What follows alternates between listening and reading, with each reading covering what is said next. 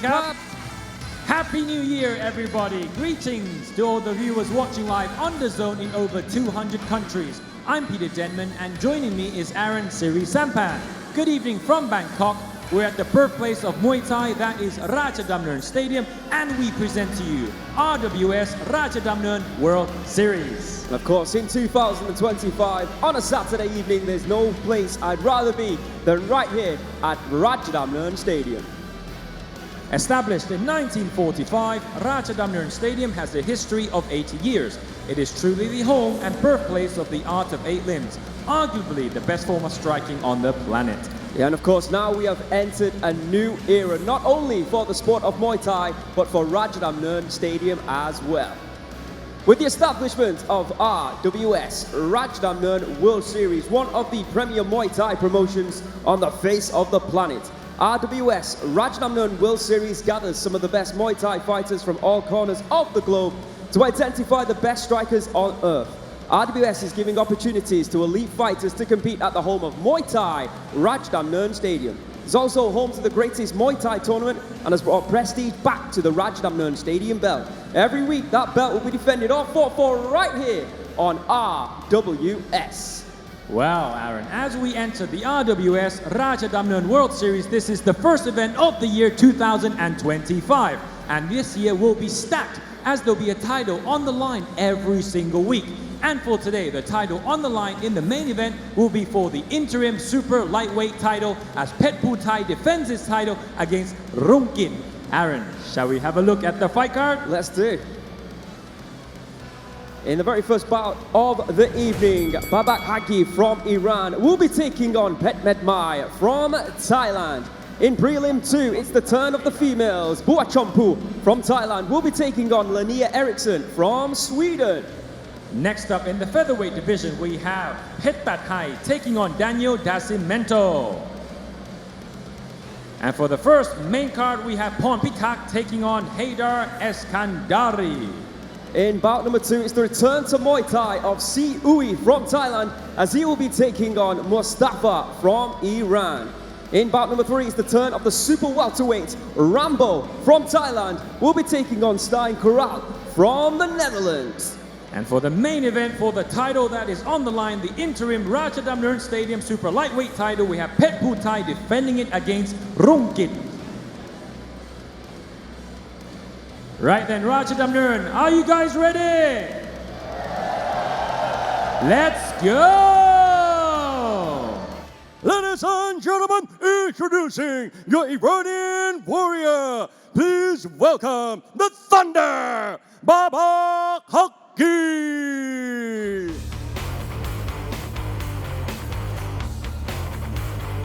Babak Haghi returns to Rajadamnern World Series. A fighter who, unfortunately, is 0-3 in the promotion in 2025.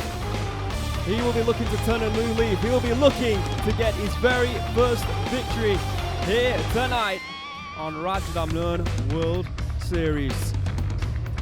Going to the wrong corner. Not a great start to the year. But let's hope he can do better when the bell rings. And now, introducing your Thai warrior fighting out of Rajadamnern. Please welcome Petchmedmai. And his opponent, another fighter with a lot of experience here inside Rajadamnern Stadium on RWS, Petchmedmai. Most recently though, he did get a victory on this promotion, and he'll be looking to bring that form into 2025, and that of course starts right now. Welcome back to Rajadamnern World Series, Petchmedmai. Two hungry fighters, two fighters who I believe desperately could do with a win here tonight. Going head to head in our very first bout of the evening. Seems to be an issue with the G, I think. All good now. But yes, welcome to everybody watching around the world on DAZN. RWS continues into 2025, and of course, We are now into the 80th year of this magnificent stadium, Rajadamnern Stadium. Introducing first, or should I say, looking at the tail of the tape, introducing first, in the red corner, we have got Babak Haghi, otherwise known as the Thunder from Iran. 31 years of age, standing at 170 centimeters, weighing in at 137 pounds. He has a reach of 176 centimeters. Born in Rasht in Iran. 29 victories with 19 losses and 0 draws on his professional record. In the blue corner, from Thailand, Petchmedmai. From Thailand, 32 years of age. A little bit shorter at 167 centimeters. He weighed in at 136.7 pounds and has a reach of 170 centimeters. So Haghi, slight height and reach advantage. Petchmedmai, born in Ubon, Ratchathani, here in Thailand. 38 victories with 15 losses and 0 draws to his name. So Babak Haghi, the Thunder in Persia as he's known. Like I said, unfortunately for him, he's had 3 fights here on RWS, 3 losses, 2 knockout losses. Most recently, fought Quan Pet. Fought well, much better than his previous 2 fights. Did very well, unfortunately lost via decision. Petchmedmai, well, he's 1-3. Most recently, though, he did get a knockout victory against Pram Prab. But his losses to James Kostic, to Hu Ying, and to Ahavat Gordon in 2024 made it a difficult year for Petchmedmai. I think he also fought for the WBC international title, or he was a champion, I believe. But here tonight, it's a new leaf, isn't it? 2025. So like I said, the stadium looks astonishing. Really does. The improvements that the parent company GSV have made throughout the few years that they've been in charge is phenomenal. It really is. Of course, we'll be bringing you 7 Muay Thai fights this evening. All leads up to that main event. Coming up next week, we've got Chalam defending his super featherweight title against Thong Noi. And then the week after that, I believe it'll be the turn of Som Ratsami to defend her title against Marie Rumey. And then the week after that, Petsaman will defend his title against a fighter that we'll be talking about a little bit later on, let's put it that way. But some really, really top level fights coming up this year, already in January, in RWS. Of course, it was a great year last year, 2024. We saw a lot of title changes during that year. And also we crowned some incredible talents in terms of the tournament winners. So congratulations to them. And now it'll be up to the matchmakers in a few months' time, or a bit longer than that. They'll be deciding who will be competing in the new tournaments. But up until then, we'll see a lot, like Pete was talking about, of Rajadamnern Stadium title defenses in the upcoming weeks. So you've got to keep tuning in every Saturday night here on RWS. A beautiful white crew there, performed by the first Thai to compete in 2025 on RWS, Mr. Petchmedmai, against the first Iranian, Babak Haghi, in the red corner.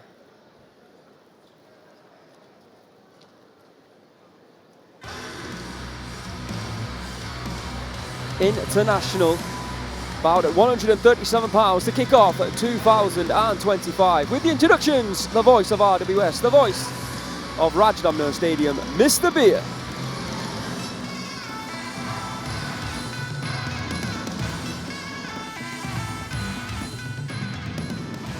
Swadee Cup! Greetings, ladies and gentlemen! My name is Beer, the voice of Rajadamnern. I'm your ring announcer for this exciting evening. And welcome to RWS Rajadamnern World Series. This is the first event of 2025. So first of all, ladies and gentlemen, Happy New Year! here!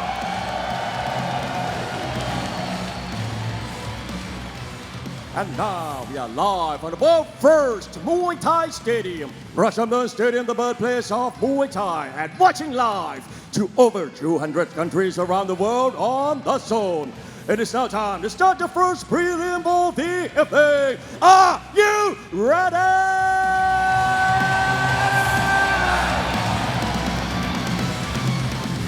This is Muay Thai. This is Rajadamnern. Introducing your referee, Mr. Rattanabundit. And now, introducing first, fighting of the red corner, 31 years of age. He stands at 170 centimeters tall and weighing at 137 pounds. He holds a record of 29 wins and 19 losses, representing Iran. Let's hear it for the Thunder, Babak Haghi.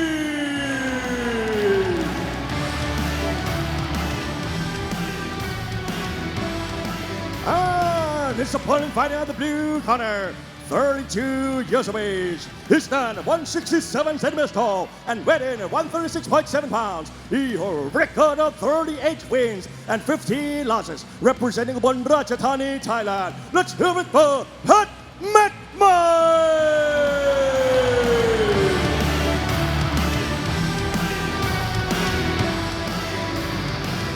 Thank you, Mr. B. Let's get this one underway. Let's get RWS 2025 underway. Three-minute rounds at 137 pounds. Thailand taking on Iran. Let's not forget, Haghi has suffered knockouts on this promotion 2 times before. In his last fight, Petchmedmai won via knockout. Was one of the recent fights, should I say. Oh, big elbow there! Big elbow from Babak. He looks significantly thicker, looking strong inside the clinch. Both conventional fighters. Does a little bit taller, longer reach as well, but like you said, Pete, from our angle here, he does look bigger, doesn't he? Indeed. Wow, look at his clinching. Good start here from the Iranian, though the referee doesn't like that, that takedown. Looking very strong, Babak. Not just this, the strength inside the clinch, the arm control, the arm fighting, and the sound when he lands a punch. But nice check kicks there from Petchmedmai. Petchmedmai means just new diamond. Oh, and again looking for that elbow. Yeah. Careful with that. Petchmedmai awaiting with his right kick, left kick to the body that time. Oof, both connected with right hands. Babak might be getting the better of the exchanges early on, though. Indeed. Not much action in the clinch. Referee breaks them up. Good jab and the right hand from... Oh my goodness! I think he was hurt with the right hand from Petchmedmai and an elbow on the inside, Aaron. Yeah, and he's looking a little bit daisy right now, let's say, after he got clipped. It looked like his eyes just faded just a wee bit. Another right hand and a left. This is why proactive defense is very important. Proactive defense is once you throw a weapon, you got to anticipate something coming back. Well, I guess Petchmedmai did not anticipate an illegal sweep coming back from Babak. Just when we were praising Babak for his quick and efficient start earlier in this round, now it's pretty clear that Petchmedmai has just turned the tables. Indeed. A counter right hand just like that. Whoa! One back from Babak. Now, he slipped there. Of course, there are benefits to the combination, but a big downside to a combination is that once an opponent throws a weapon during your combination, you're prone to a counter. And that's exactly what happened to Babak. As he was throwing a combination, a right hand came back from Petchmedmai and caught him, and he was stunned. Indeed. He's moving forward now, looks like he's weathered that storm. You know what, he doesn't keep his hands high though, does he? You're right, and he drops it as he's throwing the combination. So I think both of them do that, and they're both prone to a counter, and both of them could get hurt during these exchanges. It's just that Petchmedmai has been beating Babak to the punch. Oh! Not that time! Down he goes! Just as we were saying, anybody could get hurt. It's because as they're throwing these punches, they don't have much proactive defense, and that's it. One big right hand was all it took. Just when Peter was talking about the lack of defensive acumen there from both fighters, it was a clean right hand. Simple, really, but connected and has dropped Petchmedmai and has given Babak Haghi his first ever victory here on RWS. Passing on the knockout from being knocked out to now knocking them out. Indeed, and you can see Petchmedmai still on the canvas, struggling right now to get back to his feet. I don't want to be cruel, but I think you spoke about it perfectly. You described it perfectly, Peter. They were both keeping their hands far down by their side. Let's have a look at the highlight again. This is where he clipped him with the right hand. This was Petchmedmai earlier on, but there. That was it. They both looked for the right hand at the same time, but it was Haghi who connected. Good night, God bless. It could have been either of them. I mean, if you Yeah. let them rematch 4 or 5 more times, they could take turns getting knocked out. Babak there, just staying on his feet. Yeah, well done to Babak. Great fight and a great way to kick off 2025. We'll make this one official, then move on to bout number 2. Ladies and gentlemen, after 2 minutes and 59 seconds of the first round, we have a winner by way of knockout red corner, the Thunder, Babak Haghi.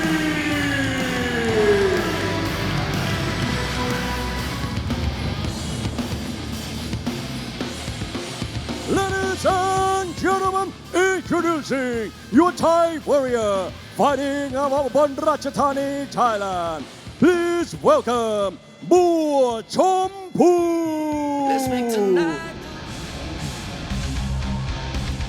Buachompoo returning to RWS after a little bit of a hiatus. We didn't see her in 2024. She fought twice in 2023.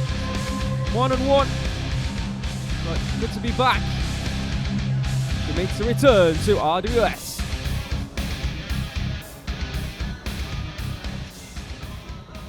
And now, ladies and gentlemen, please welcome your Swedish warrior, Linnea Eriksson. Linnea Eriksson. 1-0 here on RWS. Big victory. The last time that we saw her over Gamlai Petchputhai, looking confident as she heads over to the blue corner.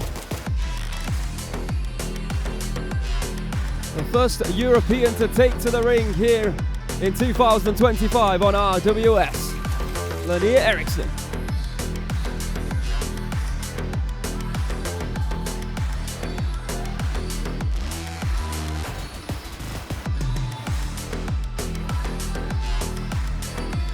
So over the last couple of years, we've added 2 female Rajadamnern Stadium title bouts. Who knows what will happen this year on RWS?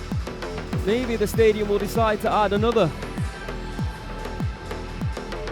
Currently, of course, we've got Som Ratsumi, who is the champion at bantamweight, and Payahong Banchamek, who we saw defend her title at 105 pounds.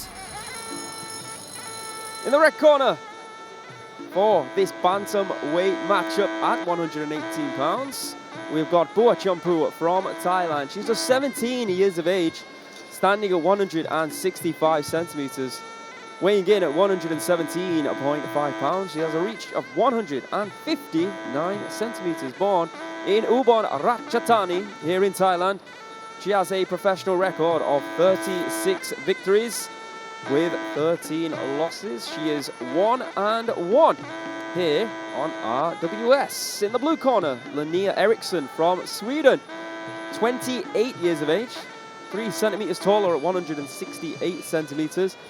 She weighed in at 117.3 pounds and has a reach of 168 centimeters.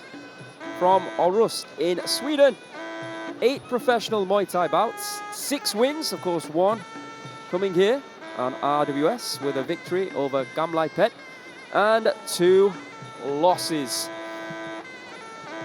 Just joining us, Big knockout in the very first bout of the evening in round number 1. The first fight of 2025.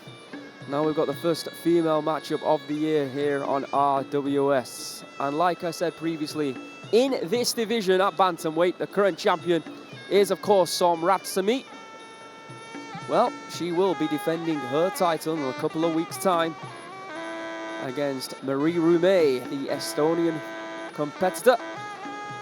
Marie did get a victory over Barbara Aguirre, of course. Barbara Aguirre, who defeated Rattanabundit in the 2024 RWS tournament. I'm sure we'll be watching that matchup, and with the opportunities now that RWS is presenting 2 female fighters, I'm sure that Buachompoo and Linnea Eriksson are also very much aware that a win here tonight could put them in the rankings for this weight, and then a couple more victories, you never know what can happen. Anything is possible, but I'm sure their eyes will now be attached to potentially one day competing for the Rajadamnern Stadium belt, a belt in which was not even a possibility for females around, 3 or 4 years ago, before the parent company of RWS, GSV, came in and allowed females to compete inside Rajadamnern Stadium. Previous to that, they were not even allowed to touch the ring. Now, we've got 2 belts. We've got female fighters competing every week here on RWS with potential championship matchups in the future, which of course is the right thing to do. So well done. That's right. You see this beautiful white crew equality here. Absolutely. Opportunity. That's what it's all about. Of course, it's not only Thais, is it? We've got fighters from all around the world, male and of course female, competing in the sport of Muay Thai. Second bout of the evening. An international bantamweight bout with the introductions. Once again, the return of Mr. Beer.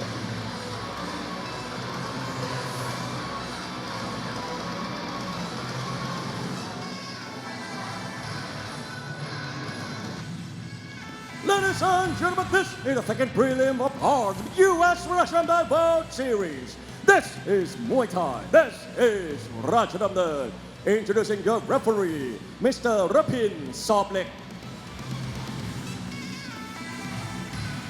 And now, introducing first, fighting of the red corner, 17 years of age. She stands at 165 centimeters tall and weighed in at 117.5 pounds. She holds a record of 36 wins and 13 losses. Representing upon Rajasthan, Thailand. Let's hear it for Buachompoo!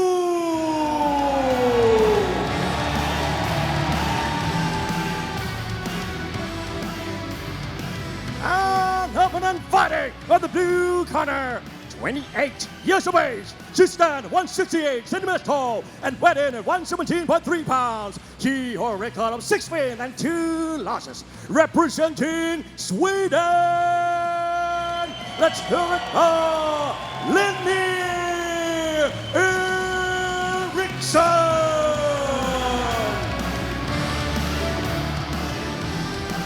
3 2-minute rounds in the bantamweight division. Let's see what this fight has in store for us. Both fighters looking very ready.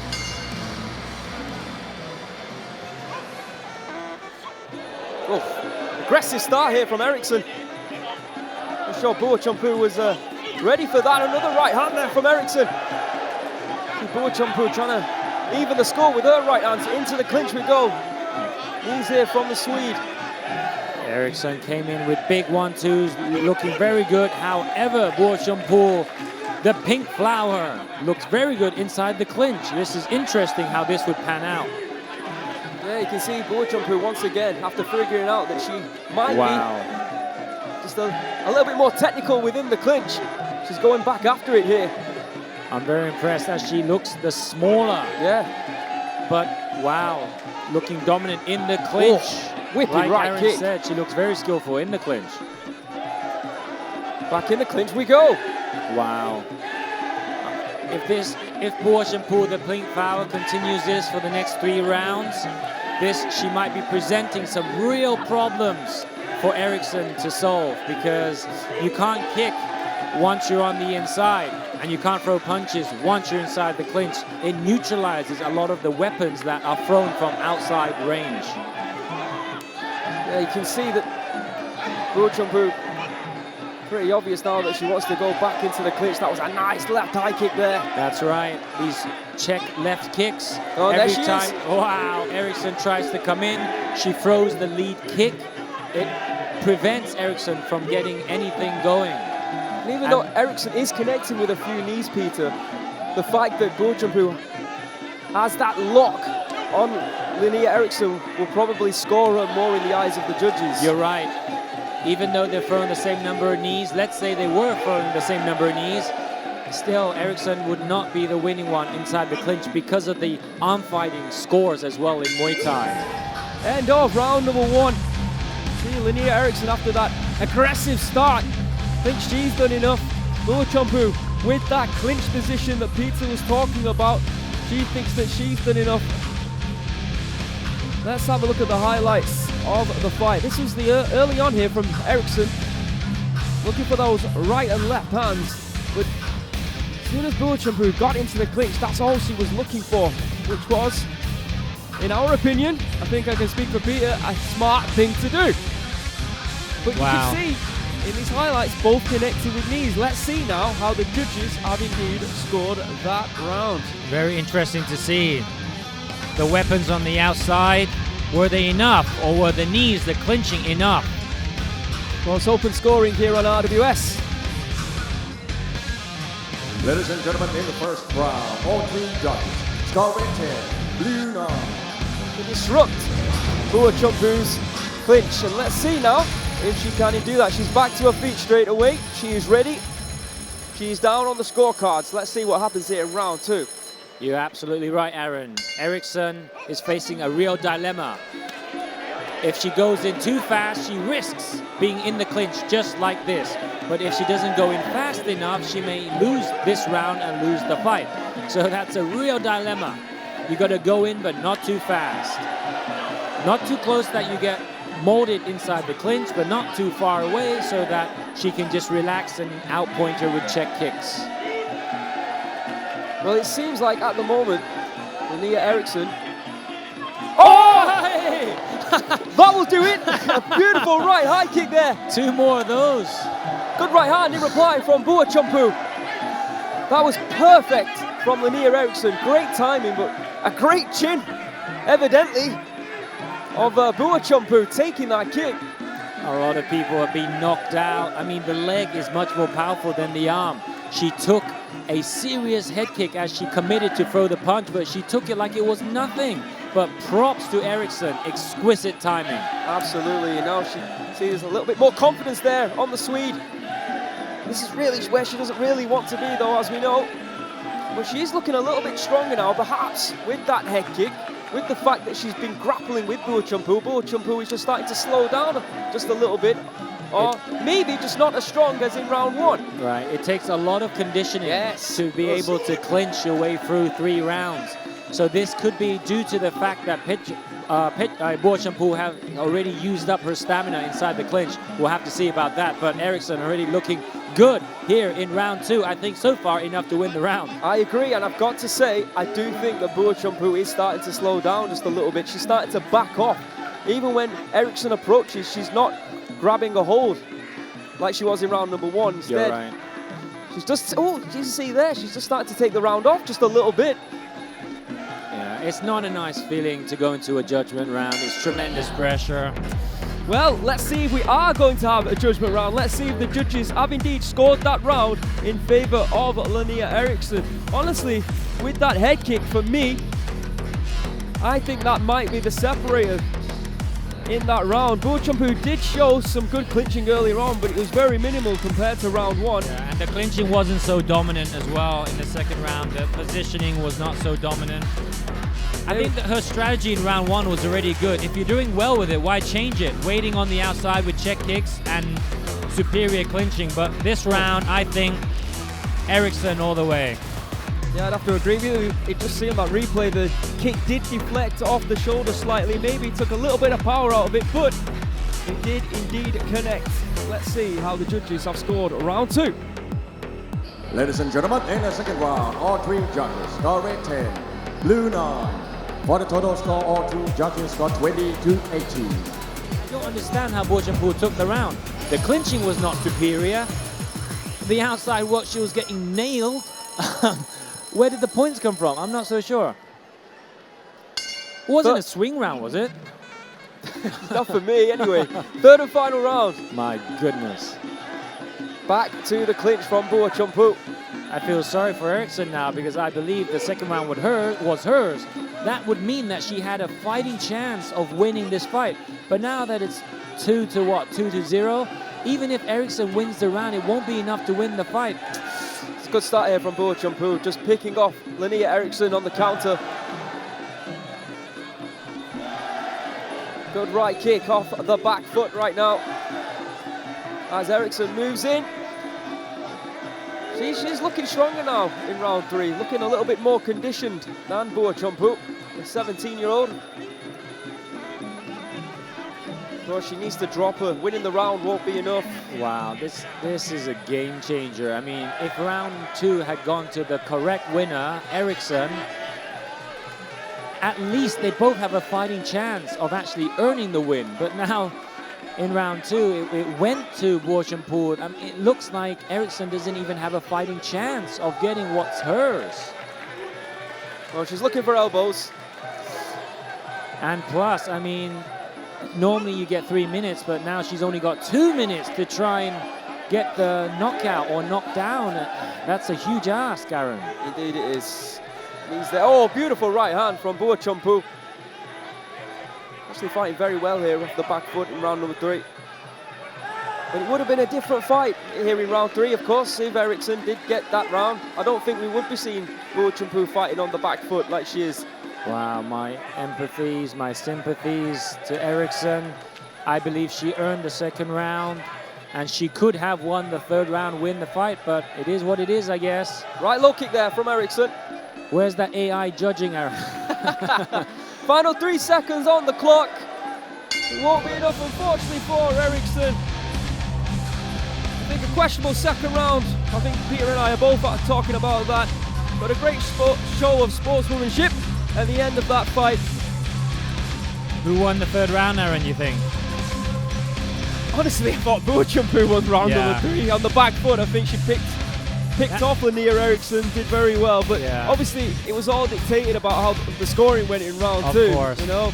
And the funny thing is that if Buachompoo lost round 2, she may have not fought on her back foot. No, that's exactly what I was thinking, yeah. And this is a paradox because she did better on her back foot, but had she lost the second round, she may have fought on the front foot, and she may have lost the third round, lost the fight. So, well, what do we know? Maybe Linnea Eriksson won round 3. Ah, well, that's right. All right, we'll make this one official, and then we're moving on to our third and final prelim this evening here on RWS.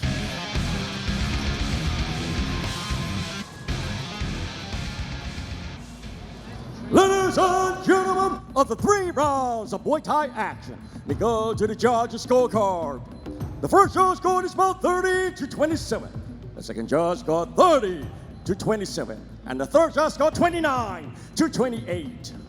Declaring a winner by way of unanimous decision.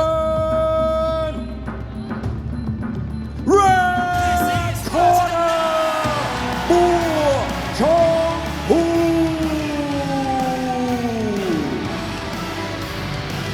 Big win round 3. Congrats. Ladies and gentlemen, introducing your Thai warrior fighting out of Kuala Thailand. Please welcome Petchputhai.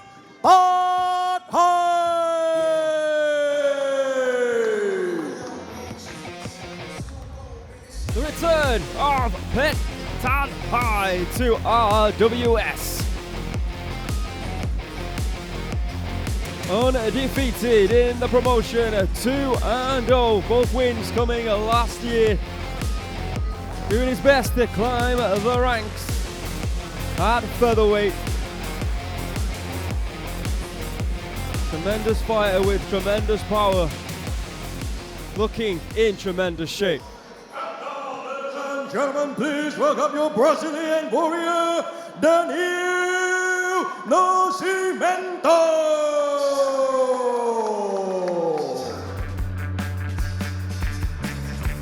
Well, last year, 2024, I think it was the year that could be argued of Daniel Rodriguez. Maybe Daniel Nascimento will take it for 2025. A big ask, of course. We see some incredible Brazilian talent here in RWS. None other, of course, than Barbara Aguirre, the winner of the tournament at bantamweight. Now, let's find out how Daniel Nascimento can do here in our third and final prelim of this week's RWS. Thailand taking on Brazil. An international bout at featherweight, 126 pounds. Daniel training out of Venum Muay Thai. For everybody that knows the sport of Muay Thai, they really do produce some incredible talent, Thai and non-Thais.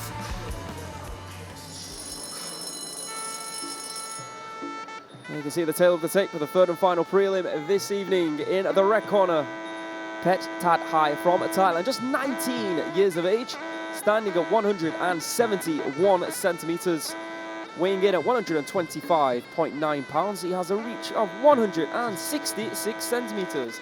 Born in Nong Bua, Lampu, here in Thailand, 46 victories, 2 of which came here on RWS. Wins over Saeed and Tagir Eskandari back in December.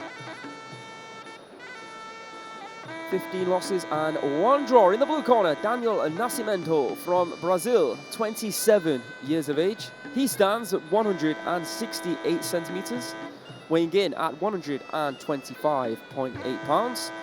He has a reach of 168 centimeters, so a 2 centimeter reach advantage for Daniel. Born in Macapa in Brazil, 14 wins, 3 losses from 17 professional bouts. Of course, in our main card, the first matchup will be Pornpitak against Heydar. First of 4 in our main card here tonight. And of course, all roads lead to Petchputhai defending his interim Rajadamnern Stadium title against the number 7 ranked here at the stadium, Rungkit, a former Rajadamnern Stadium champion. Going to be a good fight, that one. Rungkit has had his problems recently, but he ended the year with 2 wins under his belt, back-to-back. And of course, Petchputhai, after leaving the sport for a year, came back and has looked, well, pretty remarkable.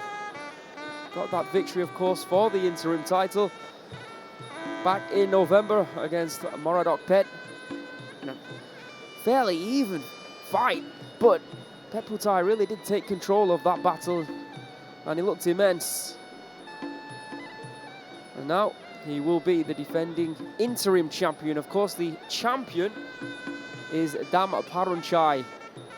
Not sure what the promotion will do with that. Of course, we've got Dam Parunchai was the champion, but of course, let's not forget that he lost in the final of the RWS tournament on 2024 to Petchongchai.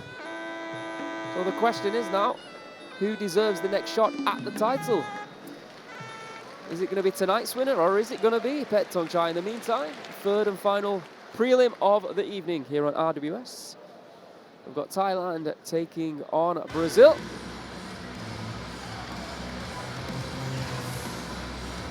And we have the return for the introductions of Mr. Beer.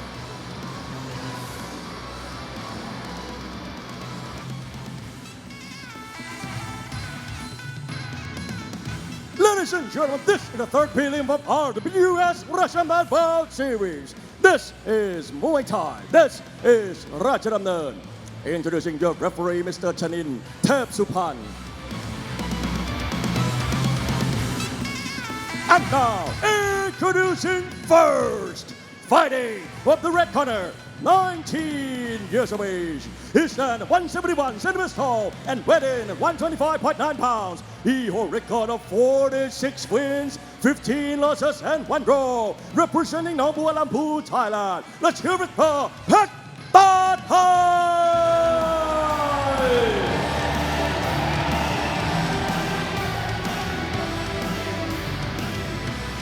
And his opponent fighting on the blue corner, 27 years of age.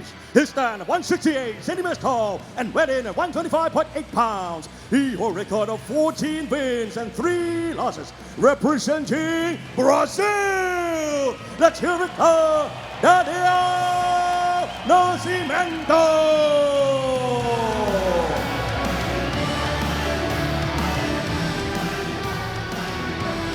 The third and final prelim. The debut of Daniel Nascimento and the return of Petchadhai.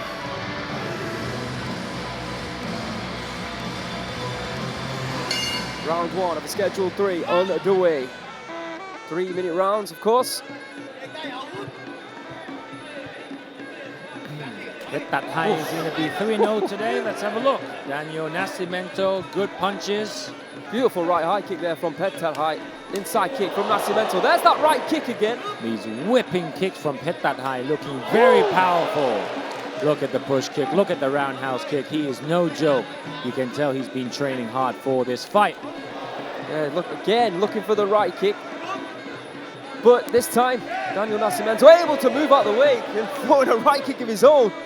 Daniel Nascimento coming in with his combinations again. This is what he did last time, his 1-2 hooks and then followed by a kick.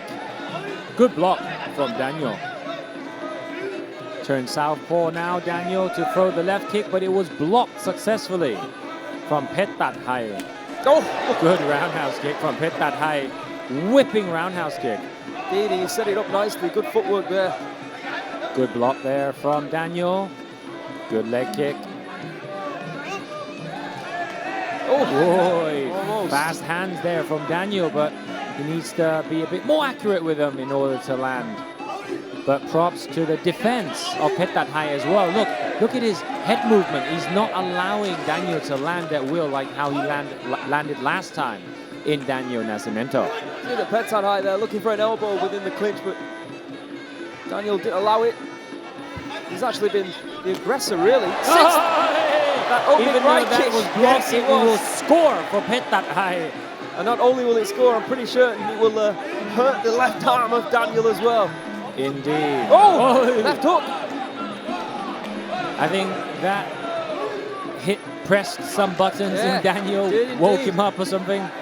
Now he's coming in with these combinations like how he did last time. And that's how he was successful last time, with these combinations upstairs, then followed by kicks. Back to the center of the ring here at Rajadamnern Stadium. Another right kick. Swings and misses there from Daniel.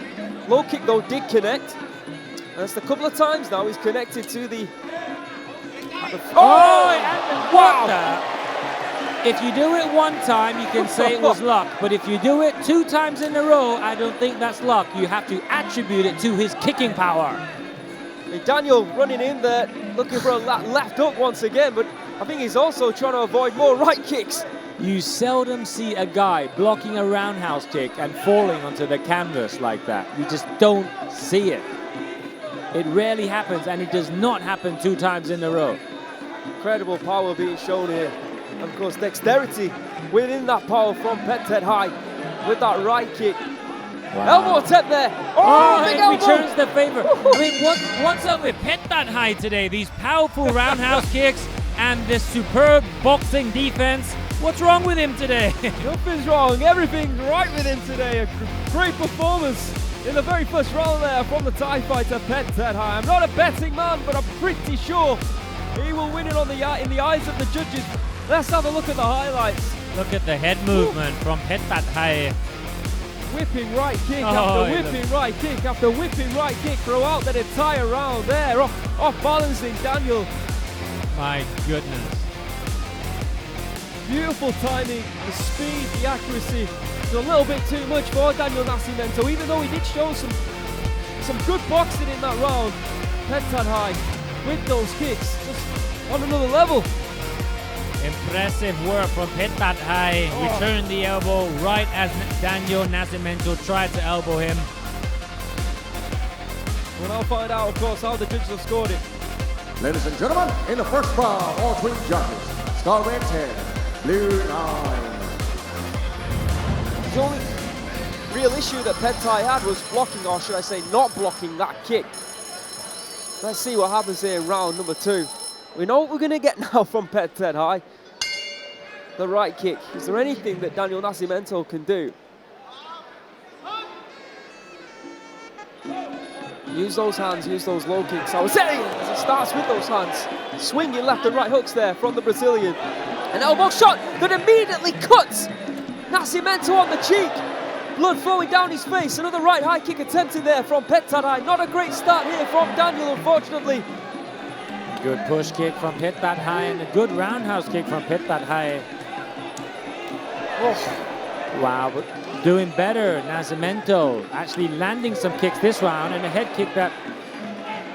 Petchadhai, again, going with the right. Oh my goodness! Body shot, beautiful.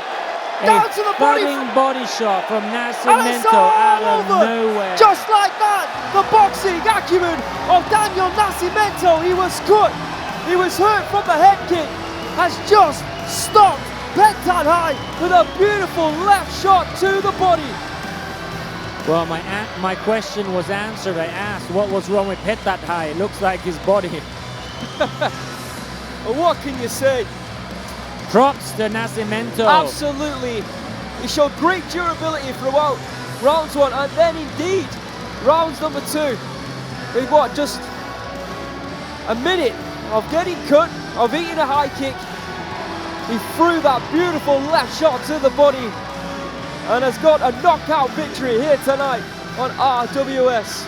Well done to him.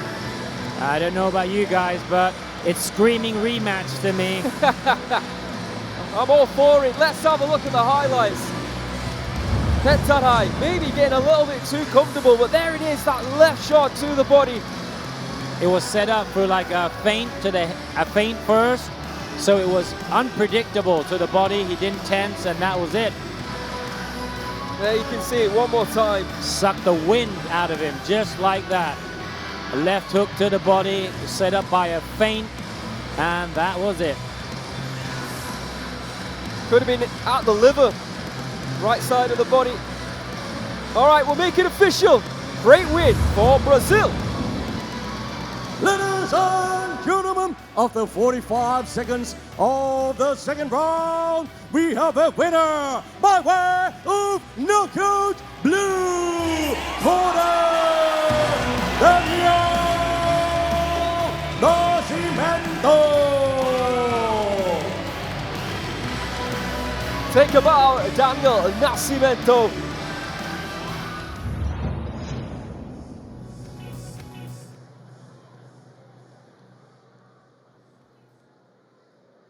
Ladies and gentlemen, in December this year, 2025, marks 80 years since Rajadamnern Stadium was built, starting a new era of professional Muay Thai.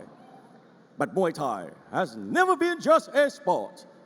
It is a cultural treasure of Thailand. To celebrate going into the 80th anniversary of Rajadamnern Stadium, tonight we'll take you on a journey through the world of the art of 8 limbs. Ladies and gentlemen, it is in my honor to present to you Muay Thai.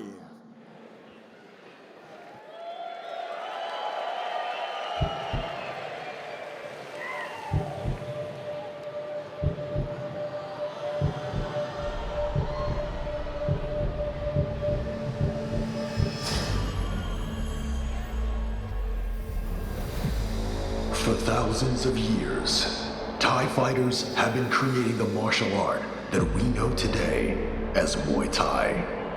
Their moves were developed in the heat of battle and evolved through the many wars fought on this land. The land that was over 1,000 years ago, as Singha, and now before Siam was known as it was today. Muay Thai fighters birth were a of Muay lethal Thai. weapon. Their techniques were perfected over the centuries to instantly stop or kill their opponents. Their fists, elbows, knees, and 17th shins delivered century, strikes that during could the bring an fierce enemy down in a split second. Burmese and Siamese wars of Ayutthaya. Of course, Muay Thai became more prevalent, used during war. The fighter's skill and knowledge of Muay Thai, the art of 8 limbs, was the deciding factor in many battles. In close combat, their limbs turned into deadly weapons to wreak havoc on the enemy. When the king's elephant entered the battlefield, the best Muay Thai fighters guarded its 4 legs with their lives, protecting the king on the elephant's back. As long as the sovereign lived, Siam would be The best victorious. fighters, of course, would protect the king next to and alongside the elephants. And then In times of peace and prosperity, the art of 8 limbs stayed alive in Siam in the form of a 1782, It was as Siam entertainment for the entered people, its golden but era, also a key test for fighters Rattanabundit, who wanted to join Muay Thai the king's evolved. guard. During this era, Muay Thai developed as a martial art and remained popular with Thai people from its roots in battle through years of Siam's independence to modern an Thailand. art, sport.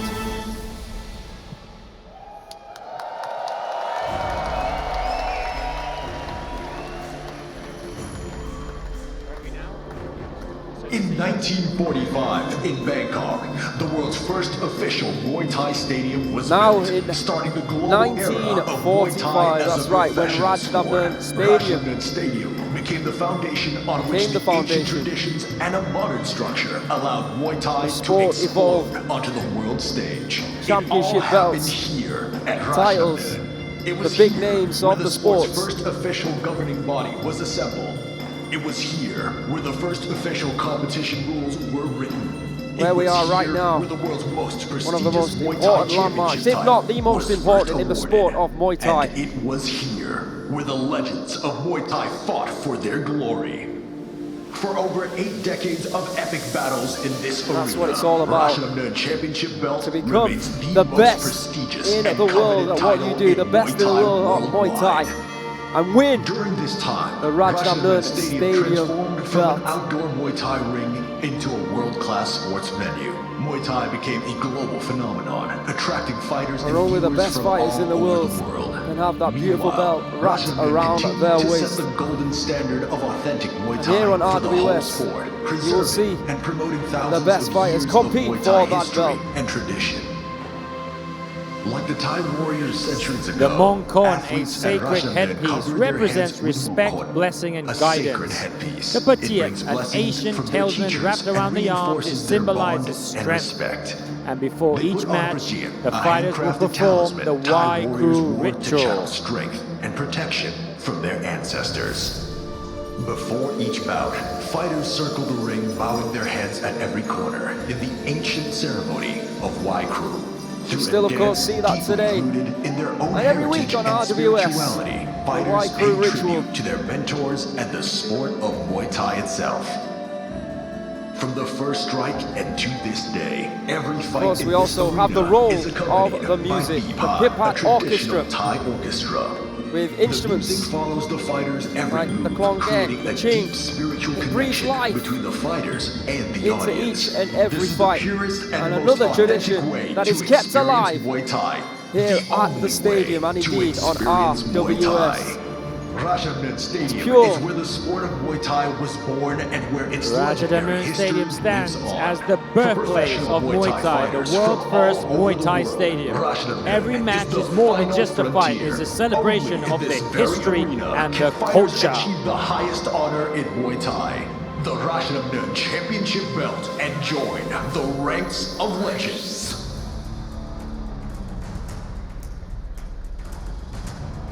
And that's what it's all about, the glory of becoming a Rajadamnern Every Stadium fight in this champion. arena is a journey through rich and vibrant history of Thailand. A martial art that was forged in battle. Traditions that survived through the centuries. Legendary fighters that rose to be crowned champions. Every round, every bout, every move you will see today is the heritage of Thailand. Because this is Muay Thai, This is Rajadamnern.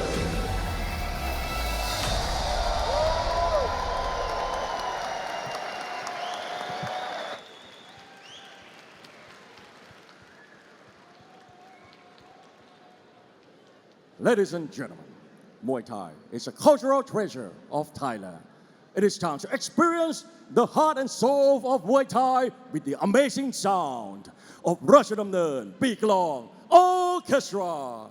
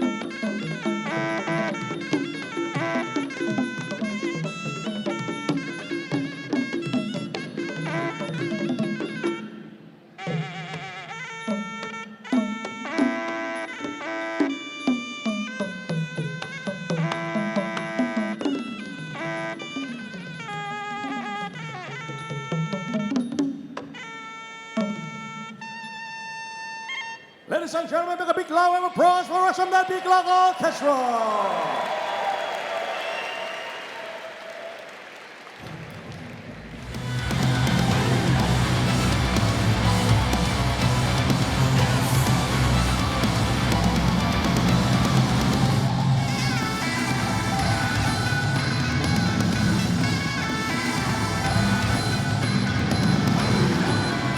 Welcome back to the world's first Muay Thai stadium, that is Rajadamnern Stadium. I'm Peter Denman and this is Aaron Siri Sampan. And now we're entering the RWS Rajadamnern World Series. And today for the main event we have Petchputhai defending his interim super lightweight title against Rungkit.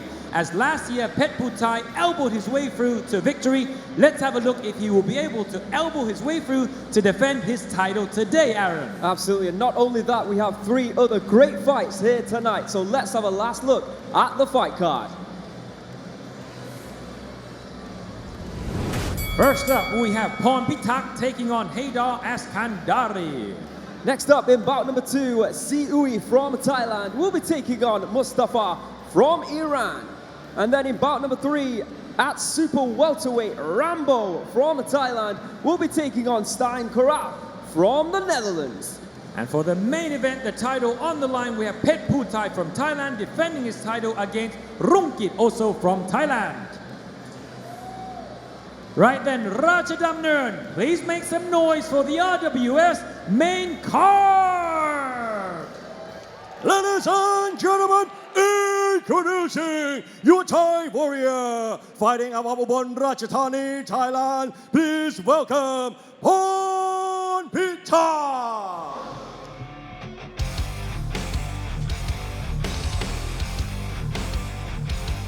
A fighter that many have wanted to see on RWS arrives.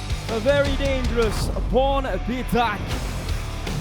Fighter within the 5 around Muay Thai scene, has a lot of credentials. Let's see if he can bring that power here over 3 rounds on RWS. Welcome, Pornpitak. And now, ladies and gentlemen, introducing your Iranian warrior. Please welcome Heydar Eskandari.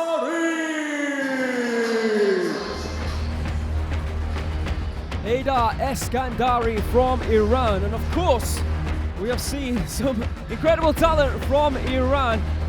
We actually saw one in our very first matchup here tonight, continuing the tradition of these incredible Iranians.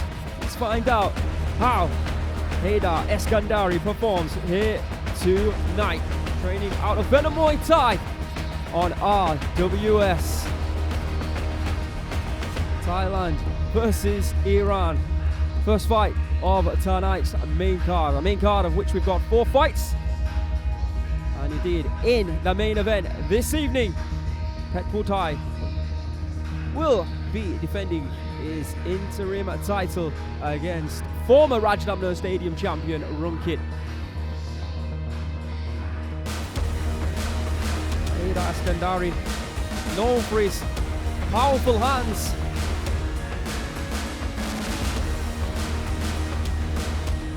Training out of Venum Muay Thai as well, just like his teammate Daniel Nascimento, who we did see, of course, in the previous bout, who also has very powerful hands. Introducing first in the red corner, Pornpitak from Thailand. He's just 19 years of age, standing at 184 centimeters. Weighed in yesterday at 143 pounds and has a reach of 190 centimeters. Born in Ubon Ratchathani here in Thailand, 51 victories with 25 losses and 4 draws. Known for his Muay Khao style, a rising star here in Thailand, promoted by Petchmedmai, former Thailand super lightweight champion. In the blue corner, Heydar Eskandari from Iran, just 22 years of age, standing at 178 centimeters, weighing in yesterday at 143 pounds. He has a reach of 178 centimeters, born in Tehran in Iran. 28 professional Muay Thai bouts with 20 victories and 8 losses. Former Iranian Muay Thai national team member, actually represented Iran over the last 3 years. Of course, that's at amateur level. And now, utilising that knowledge, utilising that expertise in his amateur records, and see how we can progress now at professional level, and what a standard we have here at RWS. A great platform.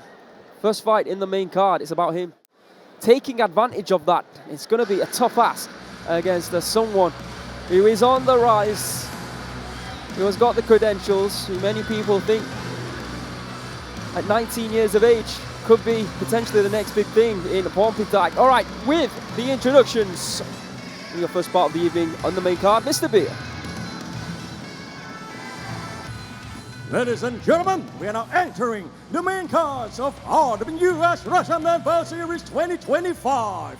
Tonight we have 4 bouts on the main card, featuring the main event of the evening, the interim Rajadamnern Stadium Super Lightweight title. This is Muay Thai, this is Rajadamnern. And now it's time for the first main card of the evening. Introducing your referee, Mr. Krishnat Bunyan.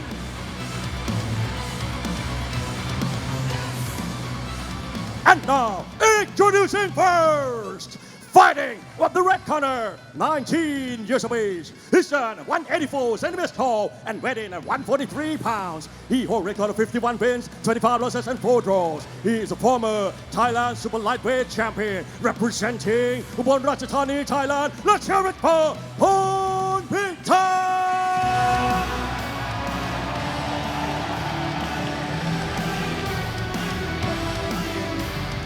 And his opponent, fighting on the blue corner, 22 years of age. He's 178 centimeters tall and weighed in at 143 pounds. He holds a record of 20 wins and 8 losses. He's a former Iran Muay Thai national team, representing Iran. Let's hear it for Heydar Eskandari.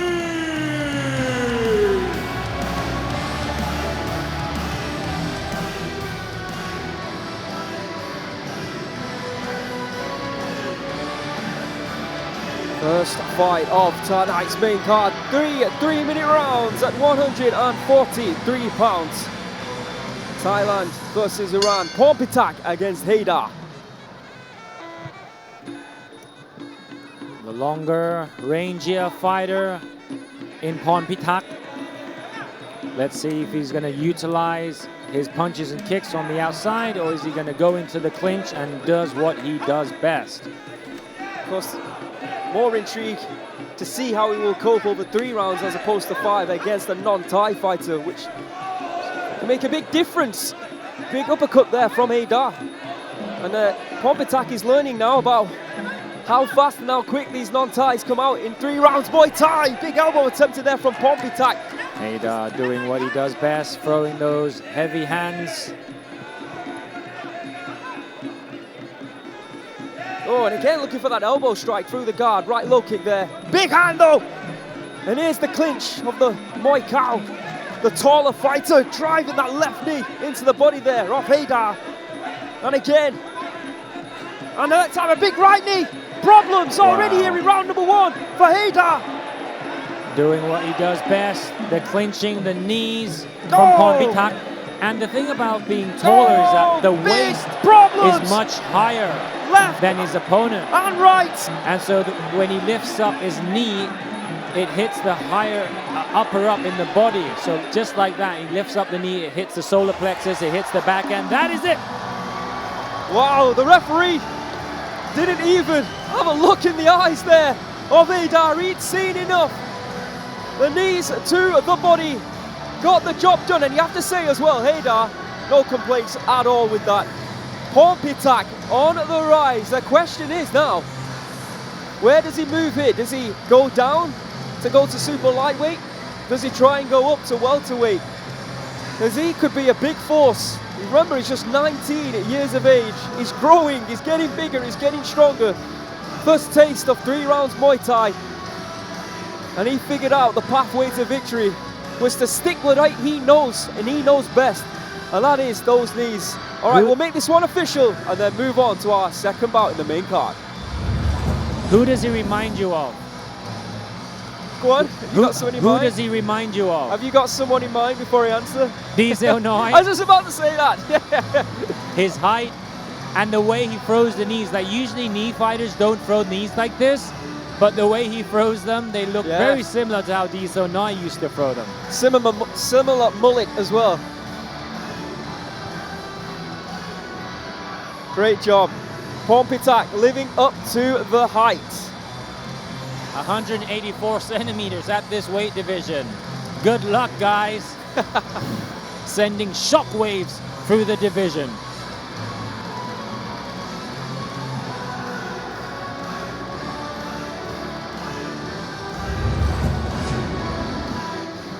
Ladies and gentlemen, after 1 minute and 29 seconds of the first round, we have a winner by way of technical knockout, red corner, Pornpitak.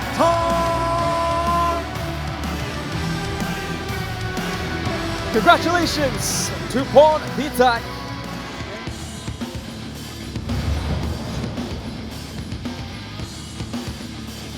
Ladies and gentlemen, introducing your Thai warrior fighting our Pathalung, Thailand. Please welcome Siouey. I got 99 problems. After a 2-year hiatus from the sport, one of the most exciting super bantamweights return to the sport of Muay Thai, with wins over Wanchanoi, Wanchalong, Petchputhai. Siouey finally returns to Muay Thai, and we are so happy that he has returned to RWS. And now, ladies and gentlemen, please welcome your Iranian warrior, Mostafa.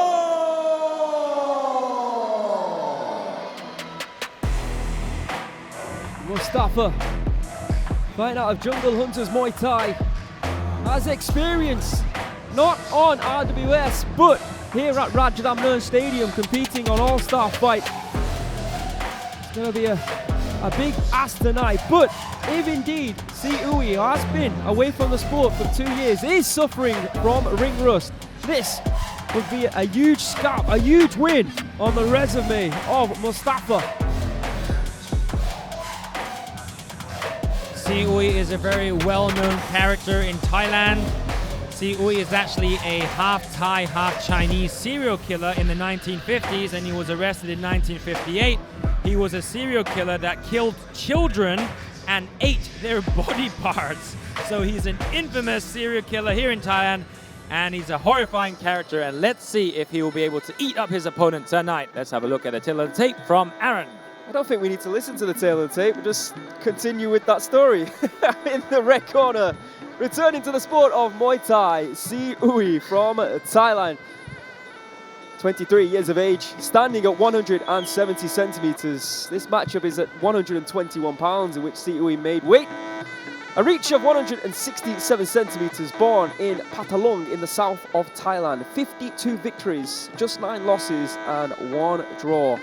Former Thailand super flyweight champion, former Southern Thailand champion, training out of Mawynn Muay Thai. And of course, the current champion at welterweight is the other fighter that comes from Mawynn Gym, Dapao Gao. In the blue corner, Mostafa from Iran, 24 years of age. He stands at 168 centimeters. He has a reach of 120.8 pounds and a reach longer than Siouey at 173 centimeters. Born in Lodigan in Iran, 14 professional Muay Thai bouts, 10 victories, 3 losses and 1 draw. Very aggressive, former Iranian Muay Thai national team member and a 2-time Iranian Muay Thai champion. But here tonight, he will be coming up against his biggest test yet. There you can see on the ceiling, the dome here at Rajadamnern, the immersive experience. A lot of fans in awe. And if you are ever in Bangkok, Thailand, please come to Rajadamnern Stadium. There's fights every day, RWS, every Saturday. Rambo will be returning to RWS in our next bout this evening. There you can see Siouey. I mean, we have to say Rajadamnern, we have to give it to them that they're actually the pioneer. Think about it, they're the world's first Muay Thai stadium. And also they're the world's first Muay Thai stadium that came up with the immersive experience. Yeah, a lot of people, they were actually messaging me when they saw that the, I want to call it the chessboard, had been removed. That iconic lighting, why are they doing that? What's the point? Well, I guess we found out it's something that I couldn't even have dreamt up of. We now have an immersive Muay Thai experience. And of course, also around the arena as well, we have these almost like LCD pillars. Yeah, these LED pillars all over. You'll see the current champions of Rajadamnern Stadium being lit up when it's the time for the interim title defense in our main event. So that's a very cool experience to come and check out these Muay Thai fights, these high-level Muay Thai fighters, and indeed now with the immersive experience, just the cherry on top. And every week the stadium is packed. And if you go back and look at the footage of RWS when it first started around 3 years ago, I believe, even with big name fighters competing in that ring, it was still relatively empty. So they've really built it up from the base to create not only this magnificent stadium, but now this great promotion. It's still really a baby, isn't it, RWS? It's only, what, 3 or 4 years old, but now recognized as one of the best Muay Thai promotions in the world. And that's why fighters like Siouey are taking that opportunity, coming back to the sport. 121 pounds of international Muay Thai action. Thailand taking on Iran with the introductions once again, Mr. Beer.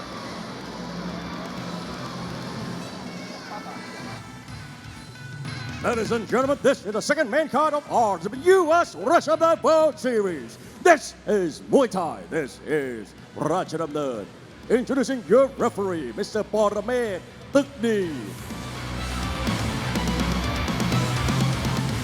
And now, introducing first, Fighting of the red corner, 23 years of age. He stands at 170 centimeters tall and weighed in at 121 pounds. He holds a record of 52 wins, 9 losses and 1 draw. He is a former Southern Thailand champion and former Thailand Super Flyweight champion. Representing Pathalung, Thailand, let's hear it for Siouey.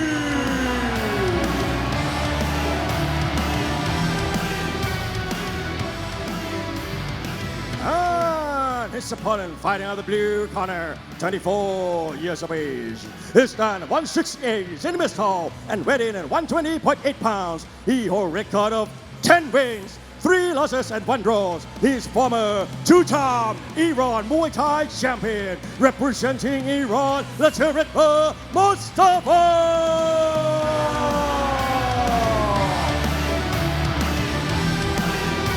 Second bout of our main card. Big question for Muay Thai fans now watching, and indeed for the fighter himself. Will he be suffering from ring rust? Siouey in the red corner, Mostafa from Iran in the blue. Round 1 of the scheduled 3. Siouey, the southpaw, Mostafa, the orthodox fighter. Good push kick there from Mostafa. Oh, and a whipping left roundhouse kick from Siouey. Big right high kick there from Mostafa, firing one back. There's that left kick again there from Siouey. Very powerful left kick. And again, good sportsmanship for not following it up. Siouey. Unlike his serial killer counterpart. Wow. Whoa, big left hand and again there from Siouey. Of course, trains out of Mawynn, and you know, fighters from Mawynn, they are going to be conditioned. That's right. Oh, swinging a miss there from Mostafa. Top-notch strength and conditioning at Mawynn. It's no coincidence that most of the fighters shadow the Pao Gel. They look shredded and they're very powerful. Indeed. Wow, look at that range control. Just stepping out of range so that his opponent doesn't land the kick. That's very impressive. To me, defense is more impressive than offense because you can have all the offense in the world, but once they start throwing back at you, if you can't defend, that could be the end of it. Yeah, definitely something to be admired, especially when you find those fighters who see things coming before it's even being thrown sometimes. And that's when you know you've got a special fighter on your hands. And I think one of them, for my money, is Petchmedmai, who's the current champion at this weight. And me and Peter will be actually telling you who Petchmedmai will be defending his title against at the end of the show here. So stay with us for that one after the main event. Wow, I'm impressed with the footwork of Siouey. It's very similar to amateur boxing. He's quick on his feet, he's in and out. It makes it very difficult for his opponent to time a roundhouse body kick because if you throw a body kick against Siouey, he could just step out of range and then counter you, and that makes you look very bad in the eyes of the judges. Look at his inside-outside movement. At this point, it's very difficult to separate them in the clinch. We don't know who's better, but on the outside, for sure, Siouey looks like he's got the upper hand, Aaron. Yeah, you can see that Mostafa is looking to try and time a right hand. Oh, wow. Beautifully timed left high kick there from Siouey. There's that right hand again swinging, but Siouey just able to move out the way. And it's a strong test for someone to come back into the ring here. Mostafa is dangerous, no doubt about it. And of course, Siouey coming from that 5-round Muay Thai, like I keep talking about, this is a lot different than what he's used to. Wow, look at his head movement. I for sure must say he has amateur or some form of boxing experience because of the way he's slipping these roundhouse kicks, slipping the punches, and getting inside and outside the range. He must know some boxing. Yeah, that was beautiful to end the round there. That right hook, and he's enjoying himself. Siouey dancing, going back to the corner. What ring rust. Impressive indeed, he looked range phenomenal. Control. Let's have a look at the highlights there. They say, don't they? It's about being hit and not being hit, and I think Siouey in that round epitomised that. Wow, just look at his head movement, his upper body movement. Superb. Very similar to the previous fight, however, the last guy got hit with a body shot. This could be the key to victory for him. If he lands a body shot, That's an unanswered question yet from Siouey. How will he react to a body shot? Of course, Babak Haghi in the corner, who got a victory earlier on this evening. Give me some advice. Let's see how the judges have scored it. I can't see it going any other way than Siouey. Ladies and gentlemen, in the first round, all three judges. Star red 10, blue 9. All right, let's see what happens here in round 2. Like Peter said, both admiring the boxing skills there of Siouey. Will Mostafa go to the body, do something different, or will he continue to try and go upstairs?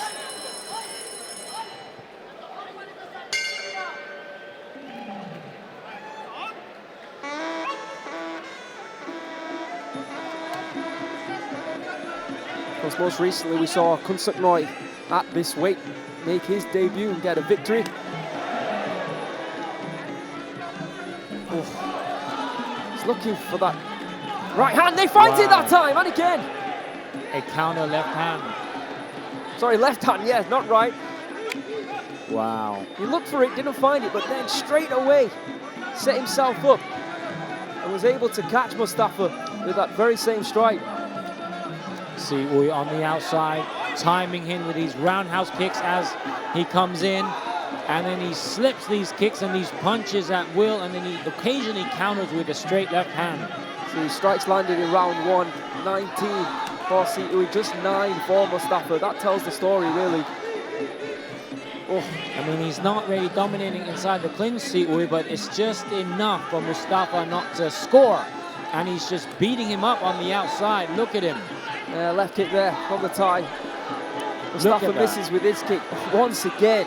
The range control, the distance control, look at him. Imagine him not getting out of range. He would be punished by these thunderous punches and kicks from Mostafa, but at this point he hasn't even tasted the punching power of Mostafa.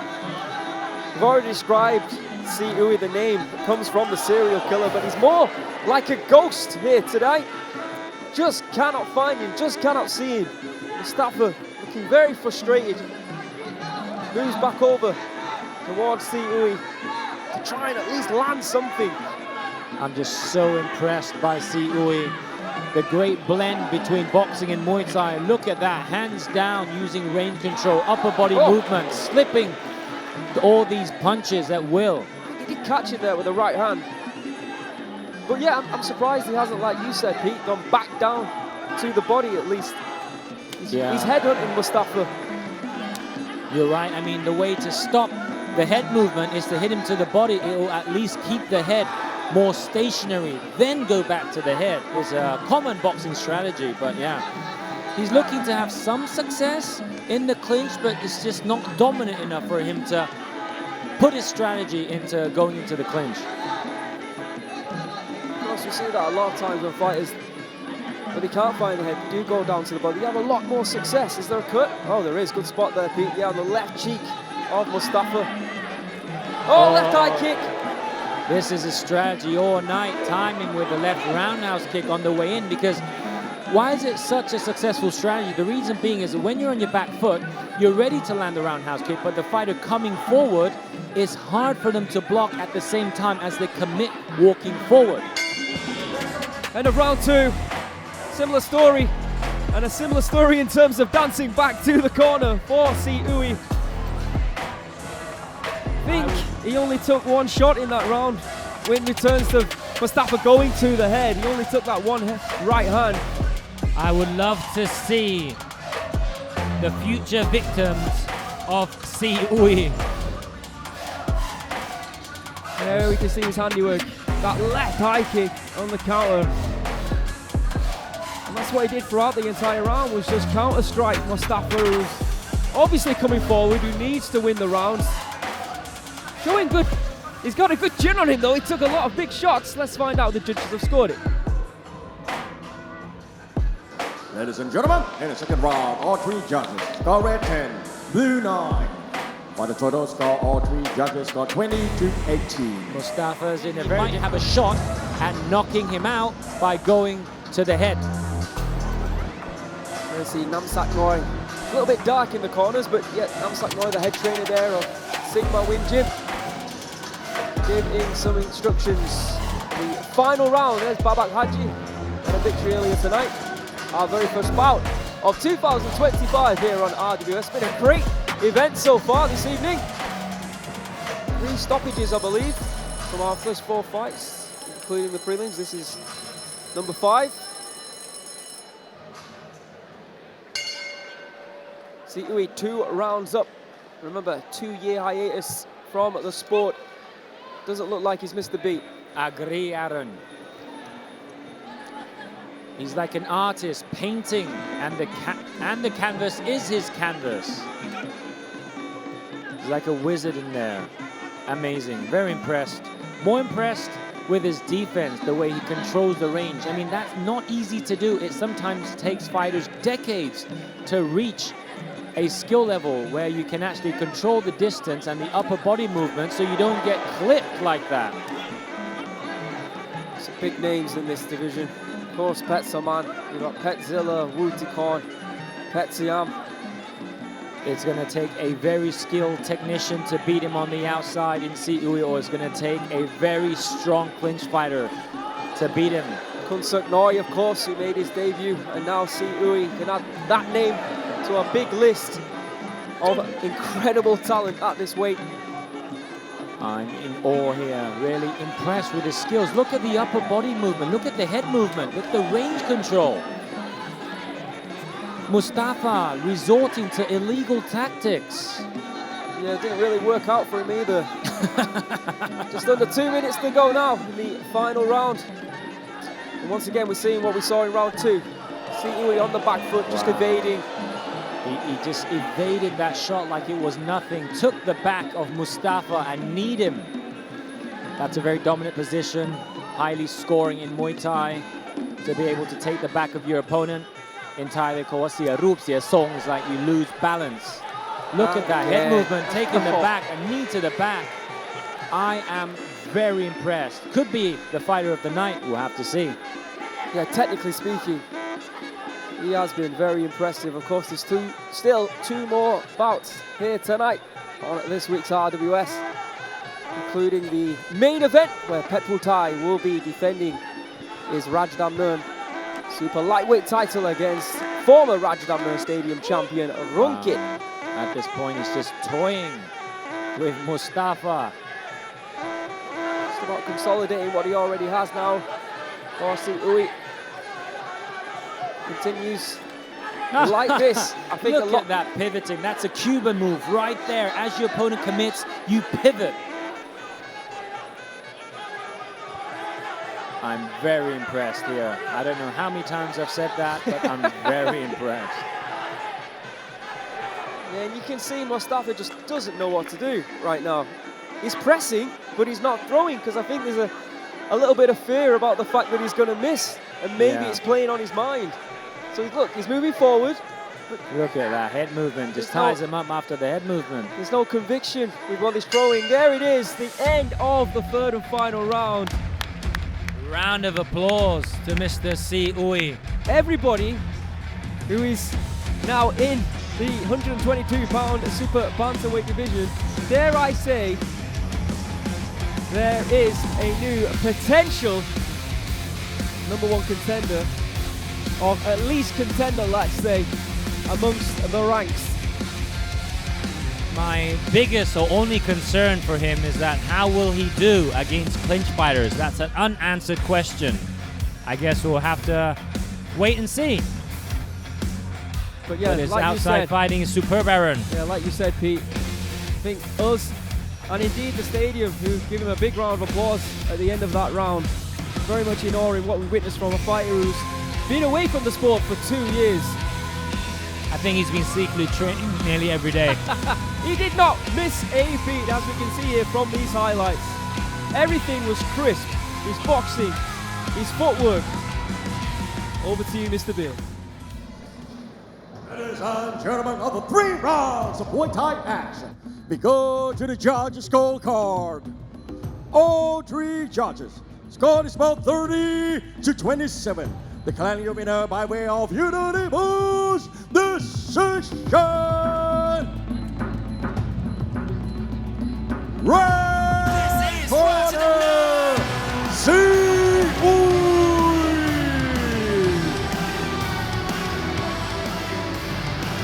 Congratulations, Siouey. And once again, I'm really looking forward to seeing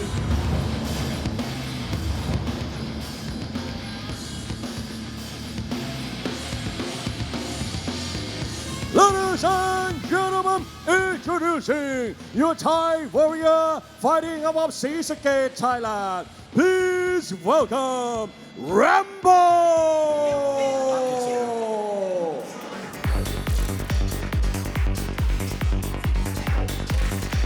RAMBO returns to RWS. Last time that we saw this man was in 2022, and unfortunately for him, he did not get a victory over Korll Wood. But here tonight, and in 2025, he's looking to correct that and get back in the winning column. Welcome back, RAMBO, to Rajadamnern World Series. And now, introducing your Dutch warrior, Stijn Korll.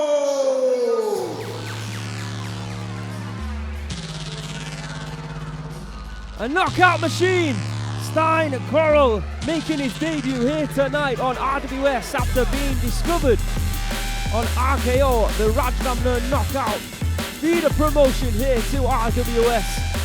What an incredible opportunity Stijn Korll has got in front of him here tonight. A win could really put him in the mix at 154 pounds and announces a rival in the sport of Muay Thai. Let's see if he can take it. It's a big ask against a veteran, but I believe doable.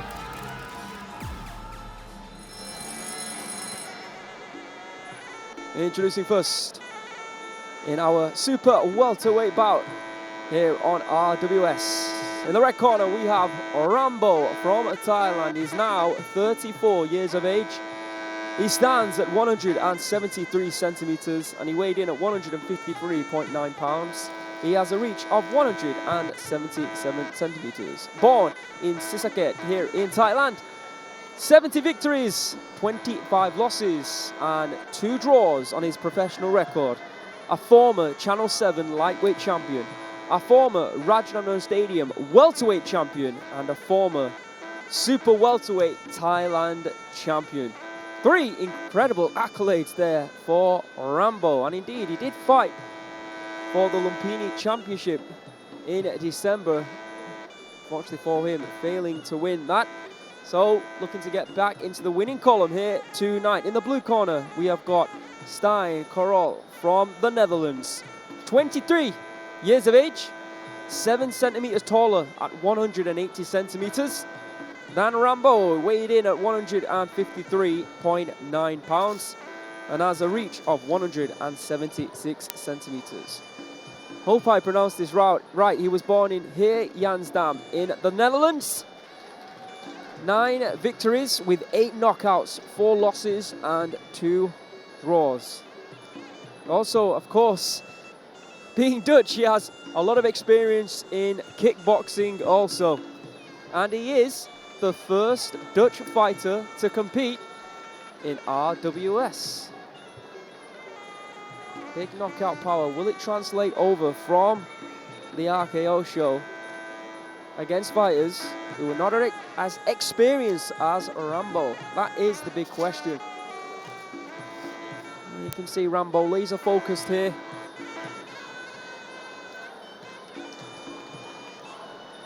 That's a good point. A lot of knockout artists such as Balanga, they knock out a lot of people, but when they rise in competition, some fighters can continue to knock them out, but some can't.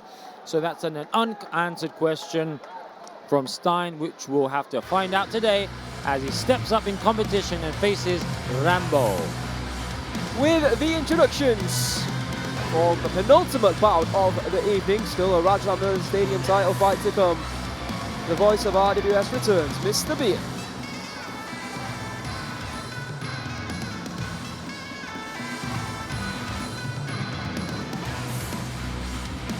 Ladies and gentlemen, this is the third main card of RWS Rajadamnern World Series. This is Muay Thai. This is Rajadamnern. This bout is brought to you by Chemical Fertilizer Hua Kantai. And introducing your referee, Mr. Satra Supasai.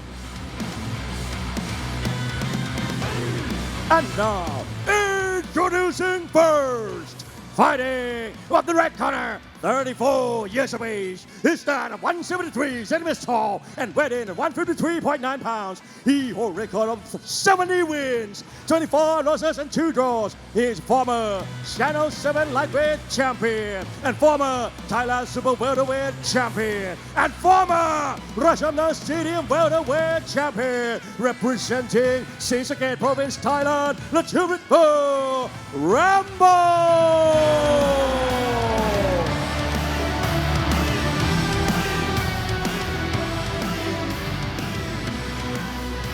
And his opponent fighting on the blue corner, 23 years of age. He stands at 180 centimeters tall and weighed in at 153.9 pounds. He holds a record of 9 wins, 4 losses and 2 draws. Representing the Netherlands, let's hear it for Stijn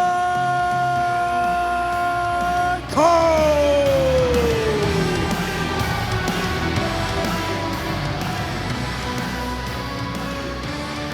3-minute rounds of international Muay Thai action at super welterweight.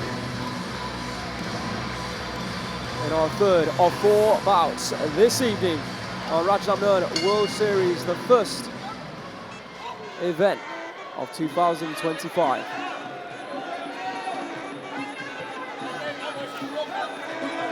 Wow, good leg kick. Seemed to bother RAMBO. Looks hurt already. Indeed he does. Oh, looking for that left hand there. Stijn on the back foot. Going back to the legs once again. Oh! Why, returning the favor from RAMBO. He's not just going to take these leg kicks, he's returned them. We'll see what happens. Left high kick there from RAMBO. Good push kick from RAMBO. Disrupts the rhythm. And the leg kick return from RAMBO. See Stijn looking more built ready, should I say, for super welterweight. Here he comes again, pushing RAMBO back into the corner. Going to the body. Right hand there deflected. Left kick there from Stijn. Good leg kick again from Stijn. Returning the favor right away from RAMBO. An illegal sweep there from Stijn. Going back to the legs. Smart from Stijn. Boy, whipping right roundhouse kick from RAMBO, hitting the forearm of Stijn. You can't really distinguish them in the clinch at this point. Pretty much even inside the clinch. The thing of, yeah, sorry, go on please, Aaron. Yeah, I was just about to say another beautiful right hand going to the body there, keeping RAMBO guessing. And a whipping right roundhouse kick to the body from and again, RAMBO. Then a right hand. Stijn is good intentions to try and land the body shot with the left hand. But the thing with body shots is that if you go straight to the body, it becomes predictable. You might want to set it up with real punches to the head or feints to the head first, and then you go to the body. That way, the opponent might not be expecting the body shot and not tense up for it. Both these fighters are switching levels throughout this entire round. We've seen some, add some knee strikes to the body as well, but leg kicks, punches, body shots. We're seeing all of it here in round number 1. And these two are powerhouses of the super welterweight division. And of course, the champion at super welterweight, Daniel Rodriguez. One of the best in the world. I think Fighter of the Year, actually, he could have made Fighter of the Year here at RWS last year. Think about it. He defeated the great Linnea. Yeah, I think so too. Low kick there from RAMBO, going back to the body. It's a close-ish round, this. And RAMBO again with that right kick. You can see the markings there. Yeah. Good round, close. Let's see how the judges have scored that one. think you could probably see this from both fighters' points of view and indeed their teams, how they might have won that round. Stijn with some beautiful leg kicks. We saw RAMBO return the favour with his kicks. We saw RAMBO's right kick to the body, maybe the most prevalent shot of that round. Would that be enough to take it, is the question. Let's have a look at the highlights here. There, that kick, constant from RAMBO. See Stijn almost with that right hand. He flex in with some left and right hooks. Back and forth it went. Ooh. All right, let's see how the judges have scored it.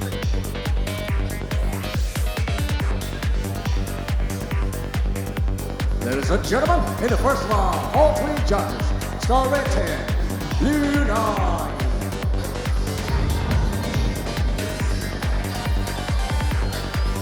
But make no mistake about it, Stijn very much in this. Wasn't all one-way traffic. Gave a good account of himself. He's going to have to do a lot more now here in round number 2.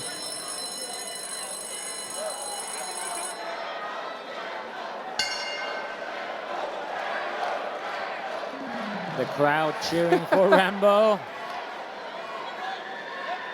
So it was back in 2020 where he defeated Sempon RAMBO to become the welterweight champion here at the stadium. Right, high kick there from RAMBO. Oh, just ducking under that left hook after a left kick attempt there, RAMBO. Trying an elbow, a dangerous tactic really. Oh, but there's that kick. You see the spray. You could see it, yeah. Thudding right roundhouse kick to the body from RAMBO. Very powerful kicks. It's interesting to see as well, because usually when fighters win that opening round, they take their foot off the pedal. But RAMBO, he's on the opposite. He's come out more aggressive in this round. I was thinking the same thing, that both of them actually, I mean, they've got some juice behind their weapons this round. It's almost like RAMBO, he thinks in his head that he's took the best shots here from Stijn. Oh my goodness, a Huge right elbow. That was massive. Another one. I said he was taking a risk with those elbows. Well, now you know why he's doing it. And another one, just as Aaron was saying. Wow. That RAMBO started the first round slow and suddenly, my goodness, a knockdown. Oh, and I think that's it. a knockout, that's it. Yeah. End the story. The ref's counting, but I'm not sure if Stein's going to be able to get back up. And there it is, it's all over. Another knockout victory here tonight on RWS. The Knockout King has been knocked out by RAMBO as the first event of the year here at RWS. Well, we said, didn't we? We were a little bit surprised that RAMBO was being as aggressive, but now we know why.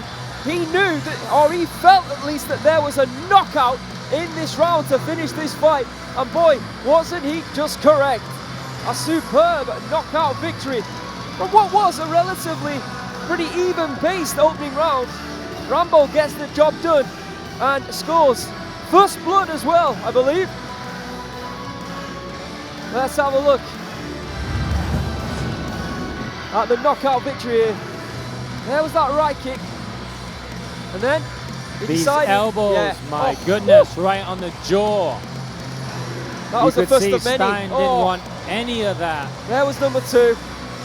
And then it was a left knee, was it, to the body after the big elbows to the head.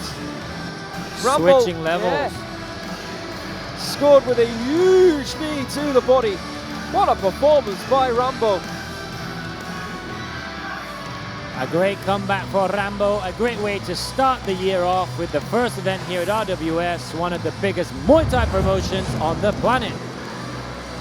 Ladies and gentlemen, after 1 minute and 23 seconds of the second round, we have a winner by way of knockout, red corner, RAMBO! Job done, and a job done in style by RAMBO.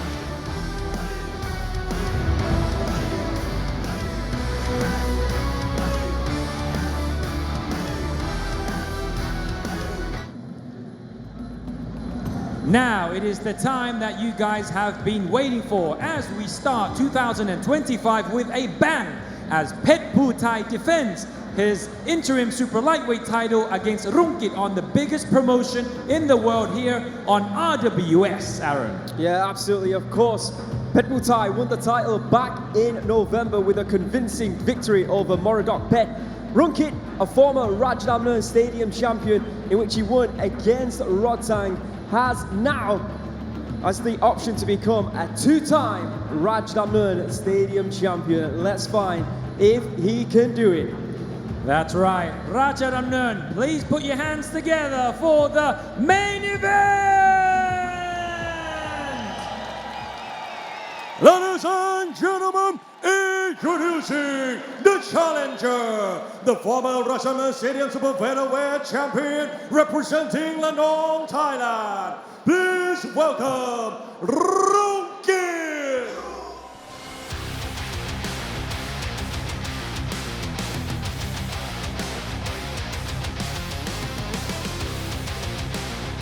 Here he comes, the challenger, Rungkit. Struggled last year, but right at the end of the year, he was able to get 2 victories in the bag, and those 2 victories have now allowed him and given him an option to take on the current interim champion and become interim champion here at Rajadamnern Stadium. And now, ladies and gentlemen, introducing the current Rajadamnern Stadium interim super lightweight champion. Please welcome Petchputhai.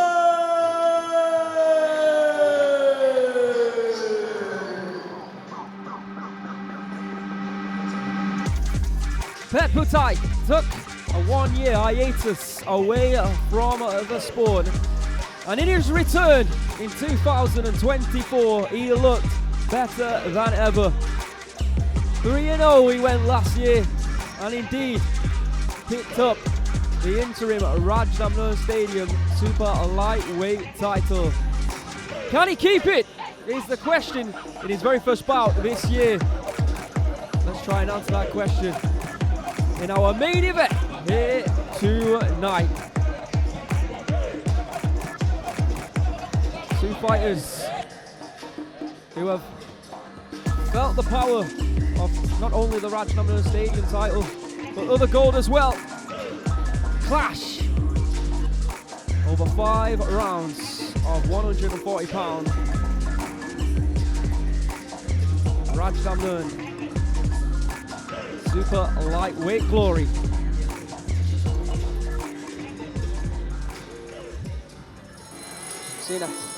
Or should I say, it's been a hell of a fight, or night of fights here on RWS. Let's see what this one has in store for us. In the red corner, we have got Petchputhai from Thailand, the current champion. 22 years of age, and he stands at 176 centimeters, weighed in at 140 pounds. He has a reach of 173 centimeters. Born in Nakhon Phanom here in Thailand. 81 victories, 9 losses and 1 draw. Former Thailand featherweight champion, former Channel 7 super bantamweight champion, former Lumpini Stadium light flyweight champion, and the current interim Rajadamnern Stadium super lightweight title holder. Let's have a look at the rankings. Dam Paranchai is the current champion, of course. Petchputhai, the interim. Pet Tongchai, who defeated Dam in the tournament, is at number 1. Then we've got Ropawang, Moradok Pet, Konkula, Rungkit in at number 7 in the rankings here at Rajadamnern Stadium. These rankings do get updated every month and are placed on the website for all to view. Rungkit in the blue corner from Thailand. He's 23 years of age, and he stands at 174 centimeters. He weighed in also at 140 pounds. He has a longer reach, 178 centimeters. Born in Ranong here in Thailand. 96 victories, 20 losses and 4 draws. A former Thailand bantamweight champion, former True For You super lightweight champion, former Rajadamnern Stadium super featherweight champion. won that title, the Rajadamnern Stadium title, back in 2018 with a victory over Rotang. Rungkit though, 1 and 2 in RWS. Got a victory over Youssef at the end of 2024, but losses over Singhnlek, who's the current interim champion at welterweight. He's also, and a loss of course against Singhnlek as well. So 2 big names on the Muay Thai scene. Petchputhai usually plied his trade at Channel 7 for a good few years. Rungkit either here at Rajadamnern Stadium or Rangsit Stadium, but different promoters finally meeting here tonight. There you can see the champion adorning the belt during the Y Crew, which is customary here in Thailand. 3 very big victories last year. There you can see Rungkit, Y Crew done. And now it's about preparing yourself mentally for the upcoming potential 5 rounds. So Petchputhai had a win here on RWS, actually 2 victories. Abdullah, Venum Muay Thai, that was in 2023. And of course against Moradok Pet back in November to become the interim champion. See the beautiful view there of Rajadamnern Stadium in all its glory, and once again another packed house here tonight, each and every week. Fans coming out in their droves to experience the Premier Muay Thai promotion, RWS. That must be a great feeling to be able to do the Y Crew with the Rajadamnern belt around your waist, as not a lot of fighters can ever claim that. They've done the Y Crew with the Rajadamnern belt on their waist. With the introductions for the main event, Mr. Beer.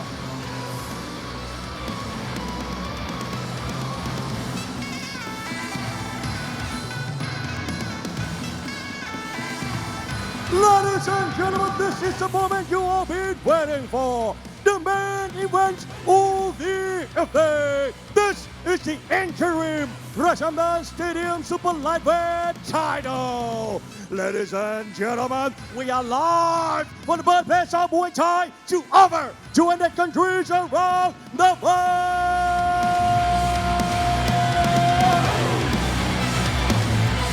This is Muay Thai, and this is Rajadamnern.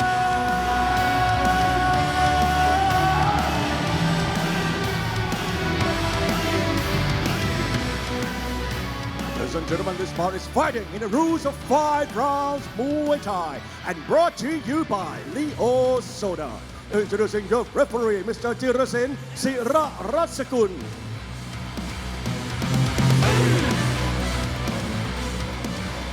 And now, ladies and gentlemen, introducing first the challenger. Fighting out the blue corner, 23 years of age. This stand at 174 centimeters tall and weighed at 140 pounds. He holds a record of 96 wins, 20 losses and 4 draws. He's a former Thailand Bantamweight champion and former True For You Super Lightweight champion and former Rajadamnern Stadium Super Featherweight champion. Representing Rattanabundit Province, Thailand, let's hear it for Rungkit.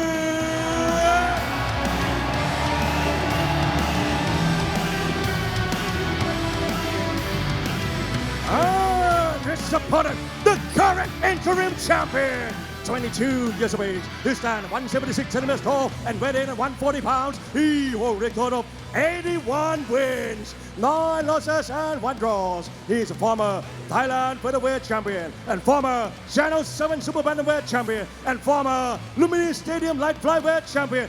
And the current Rajadamnern Stadium Interim Super Lightweight Champion, representing Nakhon Phanom, Thailand. Let's hear it for Petchputhai.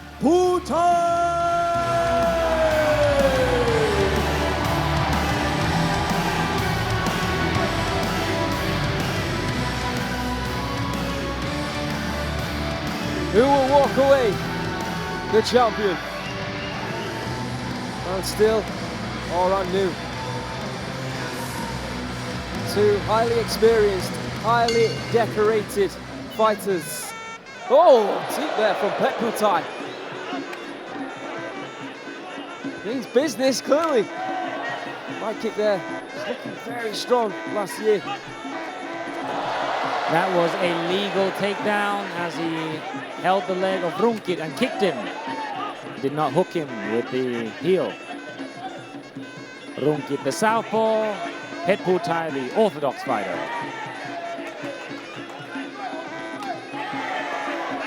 These fighters are technicians. They usually like to fight on the outside and pick their shots one weapon at a time.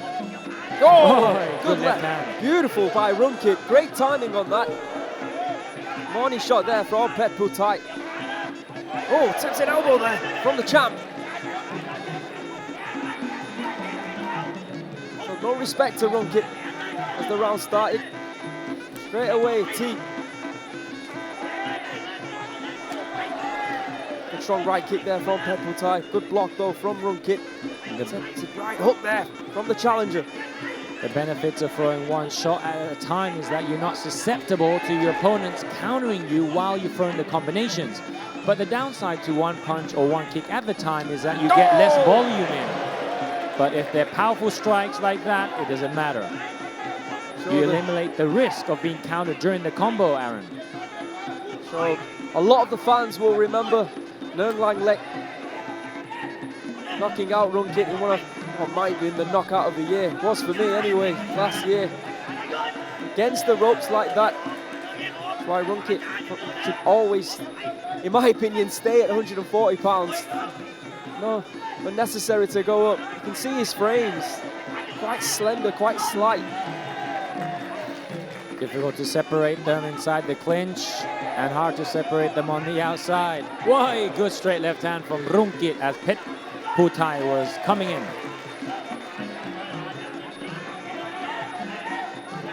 Back to the center of this Rajadamnern Stadium ring, and above us we've got the belt for the fans in the stadium, the immersive experience on the dome in all its glory. It's what it's all about since 1945. Left hand there once again from Rungkit.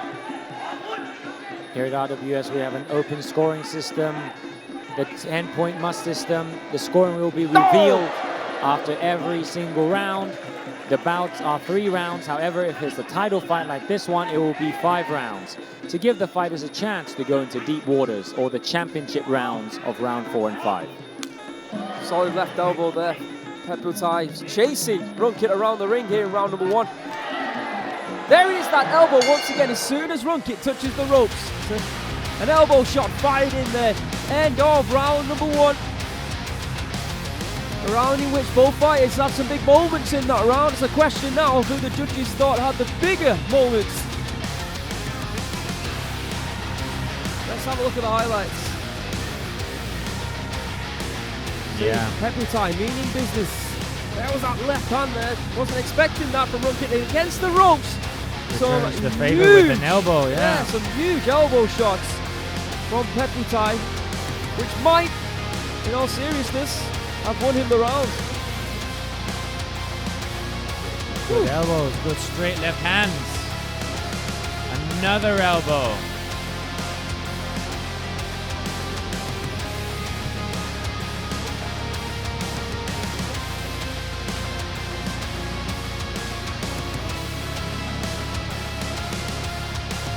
Ladies and gentlemen, in the first round, all 3 judges, score rate 10, blue 9.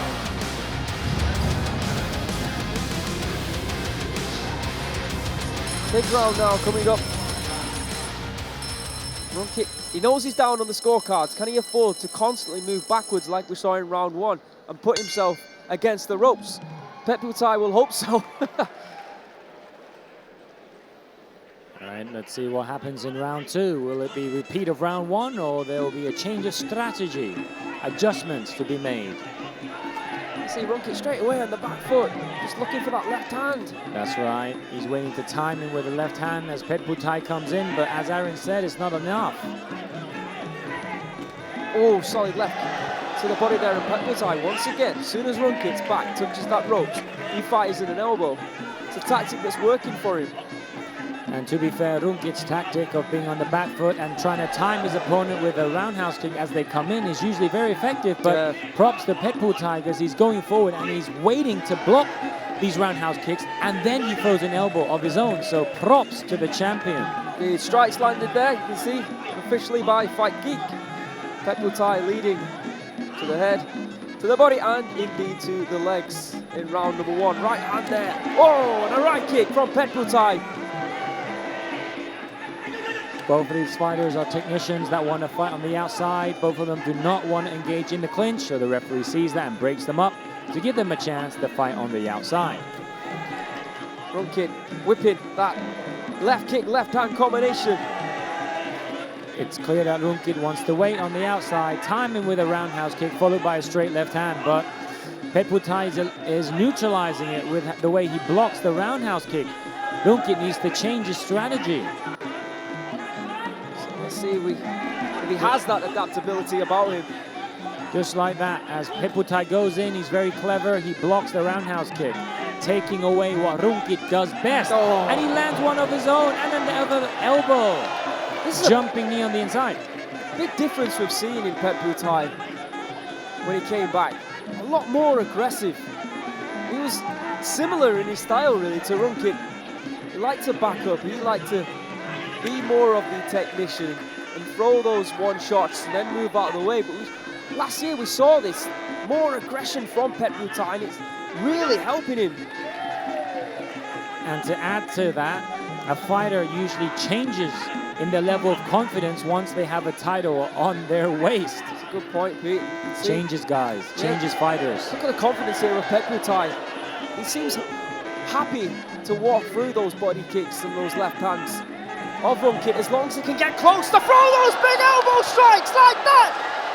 And the left elbow connects here in round number 2. And Rungkit is out. It's all over. It's done. Simple but effective, aggressive game planning from the champion, Petchputhai. Rungkit on the back foot. As soon as, like I said, his back touches the ropes, he slings an elbow with everything he's got, whether it be the left or the right. And you can see Rungkit is down and he is out. What a start to the year. Now, the question is to the matchmakers. Is it Dan Paranchai next? Is it the champion against the interim champion? Is it Petchputhai, who of course defeated Dan, who is the RWS tournament champion? We need those questions answering, but that was a big statement made there by Petchputhai. You cannot ignore him, and he will not be ignored.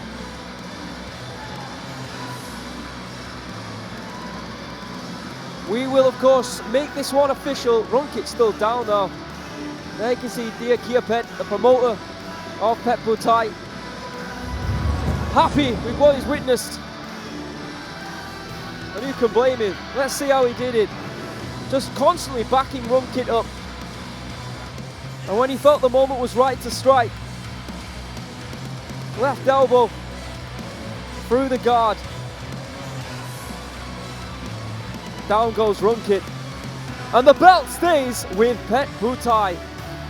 We'll make this one official. Then we've got Peter in the ring to ask a few questions to the interim champion. Whoa. Beautiful shot and a beautiful victory. What a way to start 2025 for Petchputhai.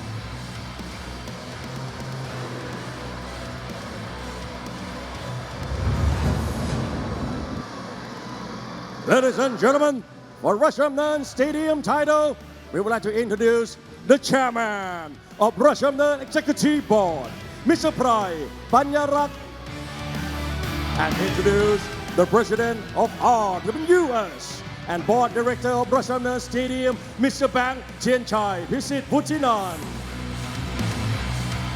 And now, ladies and gentlemen, of the 2 minutes and 30 seconds of the second round, we have a winner by way of knockout, red corner, and still Rajadamnern Stadium interim super lightweight champion, Petchputhai.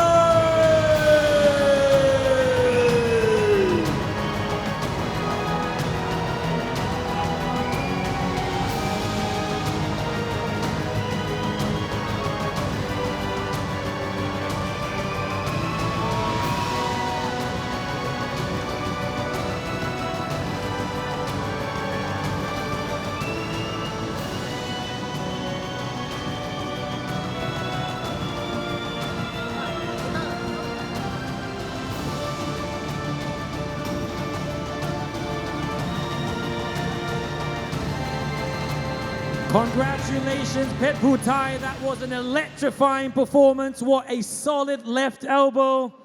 In the future, if you had to face Dam, what are your thoughts of facing him?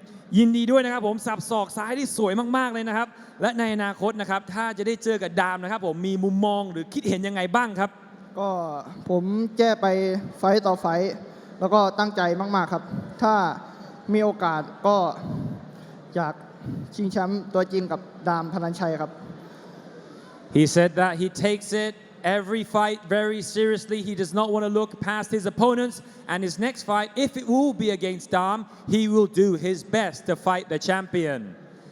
Is there anything else you want to say? มีอะไรที่อยากจะพูดอีกไหมครับ ก็ผมขอบคุณทีมงานเกียรติเพชรแล้วก็เทรนเนอร์บางแขกแล้วก็พี่ๆน้องๆในค่ายเกียรติเพชรทุกคนครับที่มาให้กำลังใจแล้วก็ช่วยคุมช่วยสอนครับวันนี้ทำได้แล้วครับ He said that he wants to thank his team, the Geert Pet team, for helping to prepare him and to support him here. Well, congratulations. ยินดีด้วยนะครับ Petchputhai. Ladies and gentlemen, and still the interim super lightweight champion, Petchputhai.